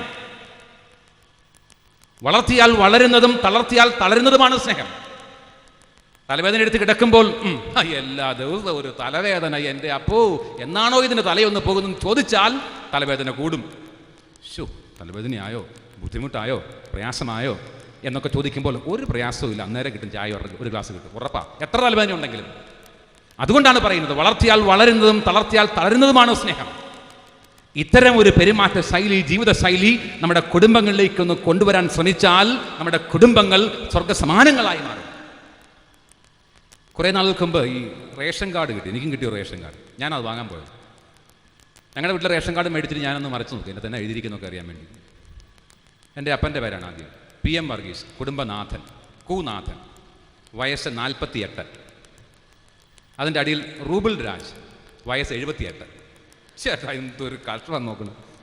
അപ്പന് 48 വയസ്സ്, മകൻ 78 വയസ്സ്. ഇതെങ്ങനെ വീട്ടിൽ കൊണ്ട് കാണിക്കുന്നത്? ഡാഡിയെ കൊണ്ട് അങ്ങനെ കാണിക്കുന്നത്? ഞാനിത് കണ്ടങ്ങ് ചിരിച്ചുപോയി. റേഷൻ കടയിൽ എടുത്തു കൊടുക്കാൻ നിൽക്കുന്ന ആൾ ചോദിച്ചു, എന്ത് പറ്റി? ഞാൻ പറഞ്ഞു, പിള്ളേച്ച ഇങ്ങനെയാണല്ലോ സംഭവം. ഇതിനൊക്കെ വലിയ സാധനങ്ങളൊക്കെ ഉണ്ട്, സാറ് വിഷമിക്കൊന്നും വേണ്ട, ഒരു കടലാസ് എഴുതി തന്നാൽ മതി, പിന്നെ ശരിയാക്കാം, സാറ് പോക്കോളാൻ പറഞ്ഞു. ഞാനങ്ങോട്ട് പോകാൻ ഇറങ്ങുമ്പോൾ ഞങ്ങളുടെ വീടിനടുത്തുള്ളൊരു ചേട്ടൻ, അദ്ദേഹത്തിന് കിട്ടിയ റേഷൻ കാർഡും കൈ പിടിച്ചുകൊണ്ട് താടിക്ക് കൈയും കൊടുത്ത് നിൽക്കുക. ഞാൻ എന്ത് പറ്റി? ഓരോ കാര്യങ്ങളൊക്കെ ആലോചിച്ചാണ് നിൽക്കുക. എന്ത് പറ്റി? എൻ്റെ കുഞ്ഞെ, ഇത് കുറെ കടുപ്പം തന്നെയാണ്. എന്ത് പറ്റിയെന്ന് പറ. ഭയങ്കരം, എൻ്റെ കുഞ്ഞെ ഭയങ്കരം. ഇത് നമ്മുടെ സീരിയലിലെ നായികമാരുടെ കാര്യം പറഞ്ഞ പോലെ, ഈ പെണ്ണുങ്ങളൊന്നും പറയത്തുമില്ല, എപ്പോഴും കരത്തിലേ ഉള്ളൂ എന്ന് പറഞ്ഞ പോലെ. എന്ത് പറ്റി? കുഞ്ഞിത് വായിച്ചു നോക്കാൻ പറഞ്ഞു. ഞാനത് വായിച്ചു നോക്കി. അതിലെഴുതിയിരിക്കുന്നതാണ്, മത്തായി ചാക്കോ കുടുംബനാഥ, മറിയാമ്മ ചാക്കോ കുടുംബനാഥൻ. ഞാനിത് വായിക്കുമ്പോൾ അദ്ദേഹത്തോട് ചോദിക്കുകയാണ്, ഇത് അവരെങ്ങനെ അറിഞ്ഞെൻ്റെ കുഞ്ഞെന്നാണ് ചോദിക്കുന്നത്. സത്യം അതാണ്, സത്യം എല്ലാവർക്കും അറിയാം. അദ്ദേഹത്തിന് അറിയാം, ഇത് സിവിൽ സപ്ലൈസുകാരെങ്ങനെ അറിഞ്ഞെൻ്റെ കുഞ്ഞെ ഇത്. ശരിയാ, ചില വീട്ടിൽ ചെന്ന് നമ്മൾ സംസാരിക്കുമ്പോൾ നമുക്ക് തന്നെ അല്പം തോന്നും, ആരാ ഇവിടെ ഭാര്യ, ആരാ ഭർത്താവ്? സഹോദരങ്ങളെയും, അതൊരു ക്രൈസ്തവ കുടുംബമല്ല. പരസ്പരം വാക്കിൽ ബഹുമാനിക്കുന്ന, പെരുമാറ്റത്തിൽ ബഹുമാനിക്കുന്ന, കരുതൽ ബഹുമാനിക്കുന്ന ഒരു അനുഗ്രഹീതമായ ജീവിതശൈലിയാണ് നമ്മുടെ കുടുംബത്തിൽ ഉണ്ടാകേണ്ട ജീവിതശൈലി. നമുക്കത് മനസ്സിൽ ഉറപ്പിക്കാം. അത് ഉറപ്പിക്കാൻ നമുക്ക് അതിലൂടെ ഉണ്ടാകുന്ന അനുഗ്രഹങ്ങൾ എന്തൊക്കെയാണ് എന്ന് ചോദിച്ചു വാങ്ങാം. പ്രഭാഷകന്റെ പുസ്തകം 36 അധ്യായം 27 വാക്യം. പ്രഭാഷകൻ 36:27. ഭാര്യയുടെ ഭാഷണം, അതായത് സംസാരം വിനയവും സൗമ്യതയും നിറഞ്ഞതാണ് എങ്കിൽ അവളുടെ ഭർത്താവ് മറ്റുള്ളവരെ ഭാഗ്യവാനാണ്. ഭാര്യയുടെ സംഭാഷണം സൗമ്യമായതാണ് എങ്കിൽ, വിനയമുള്ളതാണ് എങ്കിൽ അവളുടെ ഭർത്താവ് മറ്റെല്ലാവരേക്കാളും അനുഗ്രഹീതനാണ്. അതുകൊണ്ട് നമുക്ക് ഇപ്രകാരം പഠിക്കാം: വഴക്കിന് വഴി തുറക്കുന്ന സംഭാഷണം അവസാനിപ്പിക്കാം. ഞാൻ സൂചിപ്പിച്ചു വരുന്നത് പോലെ കരുതുന്ന, സ്നേഹിക്കുന്ന, എൻ്റെ ഭാഗമായ, എൻ്റേതായ എൻ്റെ ജീവിത പങ്കാളിയോട് എപ്രകാരം സംസാരിക്കണം എന്ന് നമുക്കൊന്ന് പഠിക്കുവാൻ ശ്രമിക്കാം. അതിലൂടെയൊക്കെയാണ് നമ്മൾ വളരേണ്ടത്. ഇത്രയും സമയം ഞാൻ പ്രസംഗിച്ചപ്പോൾ നിങ്ങൾ ന്യായമായും ഇവിടുത്തെ സ്ത്രീകളെങ്കിലും മനസ്സിൽ ചോദിക്കുന്ന ഒരു ചോദ്യമുണ്ട്. ആ പ്രസംഗമൊക്കെ ഞങ്ങൾ കേട്ടു, ഞങ്ങൾ ഇടയ്ക്കൊക്കെ ചിരിക്കുകയൊക്കെ ചെയ്തു. ആട്ടെ, നമ്മുടെ കുടുംബജീവിതം എങ്ങനെയാണ്? ഞങ്ങൾക്ക് അതൊന്നും അറിയണമല്ലോ. അതോ ഈ നാട് മുഴുവൻ അദ്ദേഹം പഠിപ്പിച്ച് നടക്കുകയാണോ? അതെങ്ങനെയാണ് എന്ന് ഇവിടുത്തെ സ്ത്രീകളൊക്കെ മനസ്സിൽ കരുതിയിട്ടുണ്ട്. തിരുമേനിമാരൊക്കെ ഇരിക്കുന്നതുകൊണ്ട് ചോദിച്ചില്ലെന്ന് മാത്രമേ ഉള്ളൂ. കട്ടപ്പന കൺവെൻഷൻ ഞാൻ പ്രസംഗിച്ചിരുന്നപ്പോൾ ഒരു മനുഷ്യൻ എഴുന്നേറ്റ് ചോദിച്ചു. അയാൾ അടിച്ച് നല്ല ഫിറ്റായിട്ടാണ് ഫ്രണ്ടിൽ തന്നെ വന്നിരിക്കുക. ആടി വരുന്നത് ഞാൻ കണ്ടതാണ്. ഫ്രണ്ടി വന്നിരുന്നു. ഞാൻ എന്ത് പറഞ്ഞാലും എനിക്ക് വളരെ ഇഷ്ടമാണ്. എന്ത് പറഞ്ഞാലും തലയാട്ടും. ഈ പ്രസംഗിക്കുന്ന ആൾക്കാർക്ക് ഇടയ്ക്ക് ആരെങ്കിലുമൊക്കെ തലയാട്ടുകയാണെങ്കിൽ ഞങ്ങൾക്കൊരു സന്തോഷമാണ്. അതെല്ലാം ഗ്രഹിക്കുന്നുണ്ട്. പക്ഷേ ഇദ്ദേഹം അതുകൊണ്ടൊന്നുമല്ല, ഇടയ്ക്കിടയ്ക്ക് ഇങ്ങനെ ആടിക്കൊണ്ടിരിക്കും. തല നേരെ നിൽക്കുന്നില്ല, അതുകൊണ്ടാണ് ആടിക്കൊണ്ടിരിക്കുക. എന്നാൽ നമുക്കൊരു സന്തോഷം. ഓക്കെ, ഇങ്ങനെ കുടുംബജീവിതത്തെ ഒരു 3 മണിക്കൂറാണ് പ്രസംഗം. ഇങ്ങനെ പ്രസംഗിച്ച് സാറേ എനിക്കൊരു കാര്യം ചോദിക്കാനുണ്ട്. എന്താ അത്? സാറ് ഭാര്യയോട് വഴക്ക് പിടിക്കൂ, സാറ് ഭാര്യയോട് വഴക്ക് പിടിക്കൂ. ഞാൻ അവിടെ നിർത്തണോ അത് തുടരണോ എന്നുള്ള എൻ്റെ സംശയം. ഞാൻ ഇതിന് മറുപടി കൊടുത്തിട്ട് തന്നെ പൊക്കളയാം. ഞാൻ പറഞ്ഞു, ഞാൻ ഭാര്യയോട് വഴക്ക് പിടിക്കുന്ന വെറും സാധാരണക്കാരനായ ഭർത്താവാണ്. ഉടനെ ഒരു ശബ്ദം, ഹീ എന്നൊരു ശബ്ദം. താനാണോടെ പ്രസംഗിക്കാൻ നടക്കുന്നത്? പിന്നെ അതാണല്ലോ എൻ്റെ അർത്ഥം. എൻ്റെ അർത്ഥം അതാണ്. ഞാൻ പറഞ്ഞു, ഞാൻ ഭാര്യയോട് വഴക്ക് പിടിക്കുന്ന വെറും സാധാരണക്കാരനായ ഭർത്താവാണ്. പക്ഷേ ഞാനും എൻ്റെ ഭാര്യയും തമ്മിലുള്ള വഴക്കിന് പ്രത്യേകതയുണ്ട്. ഒരു വചനത്തിൻ്റെ പിൻബലത്തിൽ ഞാൻ ആശയം പറയാം. എഫേസോസ്യർക്കെഴുതിയ ലേഖനം 4 അധ്യായം 26 വാക്യം. എഫേസോസ് 4:26. കോപിക്കാം, എന്നാൽ പാപം ചെയ്യരുത്. നിങ്ങളുടെ കോപം സൂര്യൻ അസ്തമിക്കുന്നവരെ നീണ്ടുപോകാതിരിക്കട്ടെ. സാത്താൻ അവസരം കൊടുക്കരുത്. സഹോദരങ്ങളെ, കോപിക്കാം, എന്നാൽ പാപം ചെയ്യരുത്. നിന്റെ കോപം എപ്പോഴാണ് പാപമാകുന്നത്? ഒരു രാത്രിക്ക് അപ്പുറത്തേക്ക് നിന്റെ കോപം നീളുമ്പോൾ നിന്റെ കോപം പാപമായി മാറുകയാണ്. അതുണ്ടാകാതെ പ്രശ്നങ്ങളോ പ്രതിസന്ധികളോ ഉണ്ടെങ്കിൽ അത് പറഞ്ഞവസാനിപ്പിച്ചുകൊണ്ട് ഒരു പുതിയ പ്രഭാതത്തിൽ ഉണർന്നു നിൽക്കുവാൻ നമുക്ക് സാധിക്കുന്നുവെങ്കിൽ ഞാൻ പറയും, അതാണ് അനുഗ്രഹീതമായ ക്രൈസ്തവ കുടുംബജീവിതം. ഞാൻ പലപ്പോഴും ആലോചിച്ചിട്ടുണ്ട്. അനുഭവം കൊണ്ടുകൂടിയാണ് പറയുന്നത്. ഒരു വാക്ക് പറഞ്ഞാൽ ശരിയാകുന്ന 1000 കുടുംബങ്ങൾ കേരളത്തിലുണ്ട്. ഒറ്റ വാക്ക് പറഞ്ഞാൽ ശരിയാകുന്ന ബന്ധങ്ങളുണ്ട് കേരളത്തിൽ. എന്തിന്? ഈ രാജ്യത്തുണ്ട്. ഒറ്റ വാക്ക് പറഞ്ഞാൽ മതി. അല്പം പ്രയാസം അത് പറയാൻ. ക്ഷമിക്കണം എന്നൊരു വാക്ക് പറഞ്ഞാൽ തീരുന്ന പ്രശ്നങ്ങൾ അനേകമുണ്ട്, അനേകരിലുണ്ട്. തയ്യാറല്ല. ആര് പറയാം? പിന്നെ ഞാൻ പറഞ്ഞിട്ട് തീരണ്ട. ഭർത്താവ് പറഞ്ഞിട്ട് ക്ഷമിക്കണമെന്ന് ഭാര്യയോട് പറയാനോ? വേറെ പണി നോക്കി സാറേ. ഭാര്യ നടക്കത്തില്ലെന്ന് പറഞ്ഞു. പക്ഷെ ഞാനൊരു കാഴ്ച കണ്ടു ഒരിക്കൽ. കുടുംബ പ്രശ്നം പറഞ്ഞ് അവസാനിപ്പിക്കുക. ഞാൻ പറഞ്ഞു, ഏതായാലും ഇത്രയൊക്കെ ആയല്ലോ, നമുക്ക് പരസ്പരം ക്ഷമ പറഞ്ഞ് തീർക്കാം എന്ന് പറഞ്ഞു. ഭാര്യ പറഞ്ഞു, എന്നോട് ക്ഷമിക്കണം. ഭർത്താവിനോട് പറയുക, എന്നോട് ക്ഷമിക്കണം. പിന്നെ ഭർത്താവിൻ്റെ കുഴമാണ്. ഭർത്താവ് എന്നോട് എന്ന് വരെ പറയാൻ സമ്മതിച്ചുള്ളൂ ഭാര്യ. അപ്പോഴേക്കും ചാടി വാമൂടി പിടിച്ചു. എന്നോട് ക്ഷമ പറയരുത്, എന്നോട് പറയരുത്. ഇതാണ് ക്രൈസ്തവ കുടുംബജീവിതം. ഭർത്താവിൻ്റെ വായിൽ നിന്ന് ഭാര്യയ്ക്ക് ക്ഷമിക്കണം എന്ന് വാക്ക് കേൾക്കാൻ ആഗ്രഹമുണ്ടെങ്കിൽ പോലും തൻ്റെ മുമ്പിൽ ചെറുതാകരുത് ഭർത്താവ് എന്നുള്ള ബോധ്യമുണ്ടെങ്കിൽ ഞാൻ പറയും, സഹോദരങ്ങളെ, അതാണ് യഥാർത്ഥ ക്രൈസ്തവ കുടുംബജീവിതം. അവിടേക്കാണ് അനുഗ്രഹം കൃപയായി മഴയായി ഒഴുകുന്നത്. നമുക്കതിനെ സാധിക്കണം. ഞാൻ അവസാനിപ്പിക്കുകയാണ്. ഒരു ക്രൈസ്തവ കുടുംബത്തിൻ്റെ കൊടിയടയാളം ആ കുടുംബത്തിൽ നടക്കുന്ന അനുദിന കുടുംബ പ്രാർത്ഥനയാണ്. അനുദിന കുടുംബ പ്രാർത്ഥന മനോഹരമായ ഒരു കുടുംബ പ്രാർത്ഥനയെപ്പറ്റി പറഞ്ഞ് ഞാൻ അവസാനിപ്പിക്കാം. അത് നിങ്ങൾക്ക് അത്ര പരിചയമില്ലാത്ത പുസ്തകത്തിലെ ഒരു പക്ഷേ തോബിത്തിൻ്റെ പുസ്തകത്തിലെ പ്രാർത്ഥനയാണ്. തോബിത്തിൻ്റെ മകൻ കല്യാണം കഴിക്കുന്നു. തോബിയാസ് എന്ന് പറയുന്ന മകൻ കല്യാണം കഴിക്കുന്നു. സാറ എന്ന് പറയുന്ന പെൺകുട്ടിയെ കല്യാണം കഴിക്കുന്നു. അവളുടെ 8ാമത്തെ ഭർത്താവാണ് തോബിയാസ് എന്ന് മനസ്സിലാക്കുക. സാറയ്ക്ക് ഇതിനു മുൻപുണ്ടായിരുന്ന ഓരോ ഭർത്താക്കന്മാരെയും വിവാഹത്തിൻ്റെ ആദ്യ രാത്രി നഷ്ടപ്പെട്ടതാണ്. എന്ന് പറഞ്ഞാൽ ഒരു ഭർത്താവിൻ്റെ കൂടെ ഒരു രാത്രി പോലും കഴിയാൻ സാറയ്ക്ക് ഭാഗ്യമുണ്ടായിട്ടില്ല. അങ്ങനെയുള്ള സാറയുടെ 8ാമത്തെ ഭർത്താവായിട്ടാണ് തോബിയാസ് കടന്നു വരുന്നത്. ആദ്യമായി തോബിയാസ് ഭാര്യ വീട്ടിലേക്ക് വരിക. ഞാനും നിങ്ങളുമൊക്കെ ആദ്യമായി ഭാര്യ വീട്ടിൽ പോയിട്ടുണ്ടല്ലോ. എൻ്റെ ഭാര്യയുടെ ഇവിടെ ആലുവായില്ല. ഇപ്പോഴും ഞാൻ ഓർക്കുന്നു. എന്തൊരു സ്വീകരണമായിരുന്നു അവിടെ. അമ്മായിയമ്മയ്ക്ക് അറിയേണ്ടത് മകന് എന്ത് മീനാണ് ഇഷ്ടം, കരിമീനാണോ ഇഷ്ടം, അതോ മറ്റെന്തെങ്കിലും മീനാണോ ഇഷ്ടം, അത് എരിവുള്ളതാണോ ഇഷ്ടം, അതോ തേങ്ങ ആട്ടി ഉണ്ടാക്കുന്നതാണോ ഇഷ്ടം, ഇങ്ങനെ 100,000 ചോദ്യങ്ങളാണ്. എന്തെല്ലാം സ്നേഹമായിരുന്നു, കരുതലായിരുന്നു. ഇപ്പോഴും ഓർക്കുന്നതൊക്കെ ഞാൻ. പക്ഷെ ഇവിടെ ഭാര്യയുടെ വീട്ടിലേക്ക് ആദ്യമായി വന്ന തോബിയാസിൻ്റെ ഇത്ര ഓരോ ഒരുക്കങ്ങളും കണ്ടില്ല. കാരണം തോബിയാസിൻ്റെ അമ്മായിയപ്പൻ അറിയാം ഏതായാലും ഈ മരുമകൻ ഇന്ന് രാത്രി തീരും, ഉറപ്പാണല്ലോ, തീരുമെന്ന് ഉറപ്പാണ്. ഇതുവരെയുള്ള അനുഭവം അങ്ങനെയാണല്ലോ. അതുകൊണ്ട് അമ്മായിയപ്പൻ ഒരു കാര്യം ചെയ്തു, മരുമകന് വേണ്ടി 1ാം ക്ലാസ് ഒരു ശവക്കുടി റെഡിയാക്കിയിട്ടു. ഇന്ന് രാത്രി തന്നെ നമസ്കാരമാണ്, മോർച്ചറിയിൽ നമുക്കിന്ന് പരിപാടിയില്ല. എപ്പോഴാണ് മരിക്കുന്നത് അറിയാൻ വേണ്ടി കാവൽക്കാരെ ഏർപ്പെടുത്തി. ഞാൻ ചുരുക്കി പറയുകയാണ്, ഭാര്യയും ഭർത്താവും കൂടെ മണവറയിലേക്ക് കയറുന്നു. അവരുടെ വിവാഹത്തിൻ്റെ ആദ്യ രാത്രിയാണ്. അവർ കട്ടിലിരിക്കുന്നു. അല്പം കഴിഞ്ഞപ്പോൾ തോബിയാസ് പറഞ്ഞു നമുക്ക് പ്രാർത്ഥിക്കാമെന്ന്. ഭാര്യയും ഭർത്താവും എഴുന്നേറ്റ് പ്രാർത്ഥിക്കുകയാണ്. കരങ്ങൾ ഉയർത്തിക്കൊണ്ടാണ് പ്രാർത്ഥിക്കുന്നത്. ദൈവത്തിൻ്റെ സമക്ഷത്തിലേക്ക് കരങ്ങൾ ഉയർത്തിക്കൊണ്ട് തോബിയാസ് പ്രാർത്ഥിക്കുന്നു, കർത്താവേ, ഞാനിവളെ സ്വീകരിച്ചത് ജഡികമായ അഭിലാഷത്താൽ അല്ല, മറിച്ച് നിഷ്കളങ്കമായ പ്രേമത്താലാണ്. എന്നോട് കരുണയുണ്ടാകണം. ഓ, ഭർത്താവിൻ്റെ പ്രാർത്ഥന കേട്ടോണം. ഞാനിവളെ സ്വീകരിച്ചത് ജഡികമായ അഭിലാഷത്താൽ അല്ല, മറിച്ച് നിഷ്കളങ്കമായ പ്രേമത്താലാണ്. ഞങ്ങളോട് കരുണയുണ്ടാകണമേ. ഇവളോടൊപ്പം വാർദ്ധക്യത്തിലെത്തുവാൻ നീ എന്നെ അനുഗ്രഹിക്കണമേ എന്നാണ് തോബിയാസിന്റെ പ്രാർത്ഥന. നോക്കണം, ഭർത്താവ് പ്രാർത്ഥിക്കുകയാണ്, ഭർത്താവിന്റെ ആഗ്രഹം പറയുകയാണ്, എൻ്റെ ഭാര്യയോടൊപ്പം വാർദ്ധക്യത്തിലെത്തുവാൻ എന്നെ അനുഗ്രഹിക്കണമേ എന്നുള്ള പ്രാർത്ഥന. സഹോദരങ്ങളെ, വാഗ്ദാനങ്ങൾ വിശ്വസ്തനായ നമ്മുടെ ദൈവം തോബിയാസിന്റെയും സാറയുടെയും പ്രാർത്ഥന കേൾക്കുകയും അനേക വർഷക്കാലം ഒരുമിച്ച് ജീവിക്കുവാനുള്ള വലിയ കൃപ കൊടുക്കുകയും ചെയ്തു. ഇതാണ് ക്രൈസ്തവ കുടുംബ പ്രാർത്ഥന. അപ്പനും അമ്മയും ഭാര്യയും ഭർത്താവും മക്കളും കരങ്ങൾ ചേർത്ത് പിടിച്ചുകൊണ്ട് സ്വർഗത്തിന്റെ തമ്പുരാന്റെ പക്കലേക്ക് കരങ്ങൾ ഉയർത്തിക്കൊണ്ട് പ്രാർത്ഥിക്കുമ്പോൾ ദൈവത്തിന്റെ കൃപയും അനുഗ്രഹവും സമാധാനവും ഒക്കെ നമ്മുടെ കുടുംബത്തിലേക്ക് ചാലുകീറുന്ന പോലെ ഒഴുകി വരും. അതനുഭവിക്കുവാൻ ഈ സമൂഹത്തിന് ഭാഗ്യമുണ്ടാകട്ടെ എന്നുള്ള ആശംസയോടെ, ധാരാളം ദൈവാനുഗ്രഹങ്ങൾ നിങ്ങൾ ഓരോരുത്തർക്കും ഉണ്ടാകട്ടെ എന്നുള്ള പ്രാർത്ഥനയോടെ എന്നെ ശ്രമിച്ചെന്നുള്ള നന്ദിയും കടപ്പാടും അറിയിച്ചുകൊണ്ട് അഭിവന്യ തിരുമേനിമാരുടെ സാന്നിധ്യത്തിൽ രണ്ടുപേരും എനിക്ക് വളരെയധികം വേണ്ടപ്പെട്ടവരാണ്. എന്നെ പ്രത്യേകമായി വളർത്തുന്നവരാണ് രണ്ടുപേരും. അവരോടുള്ള പ്രത്യേകമായ ആദരവ് പ്രകടിപ്പിച്ചുകൊണ്ട് എൻ്റെ വാക്കുകൾ പൂർത്തിയാക്കുന്നു. ദൈവം നമ്മെ അനുഗ്രഹിക്കട്ടെ.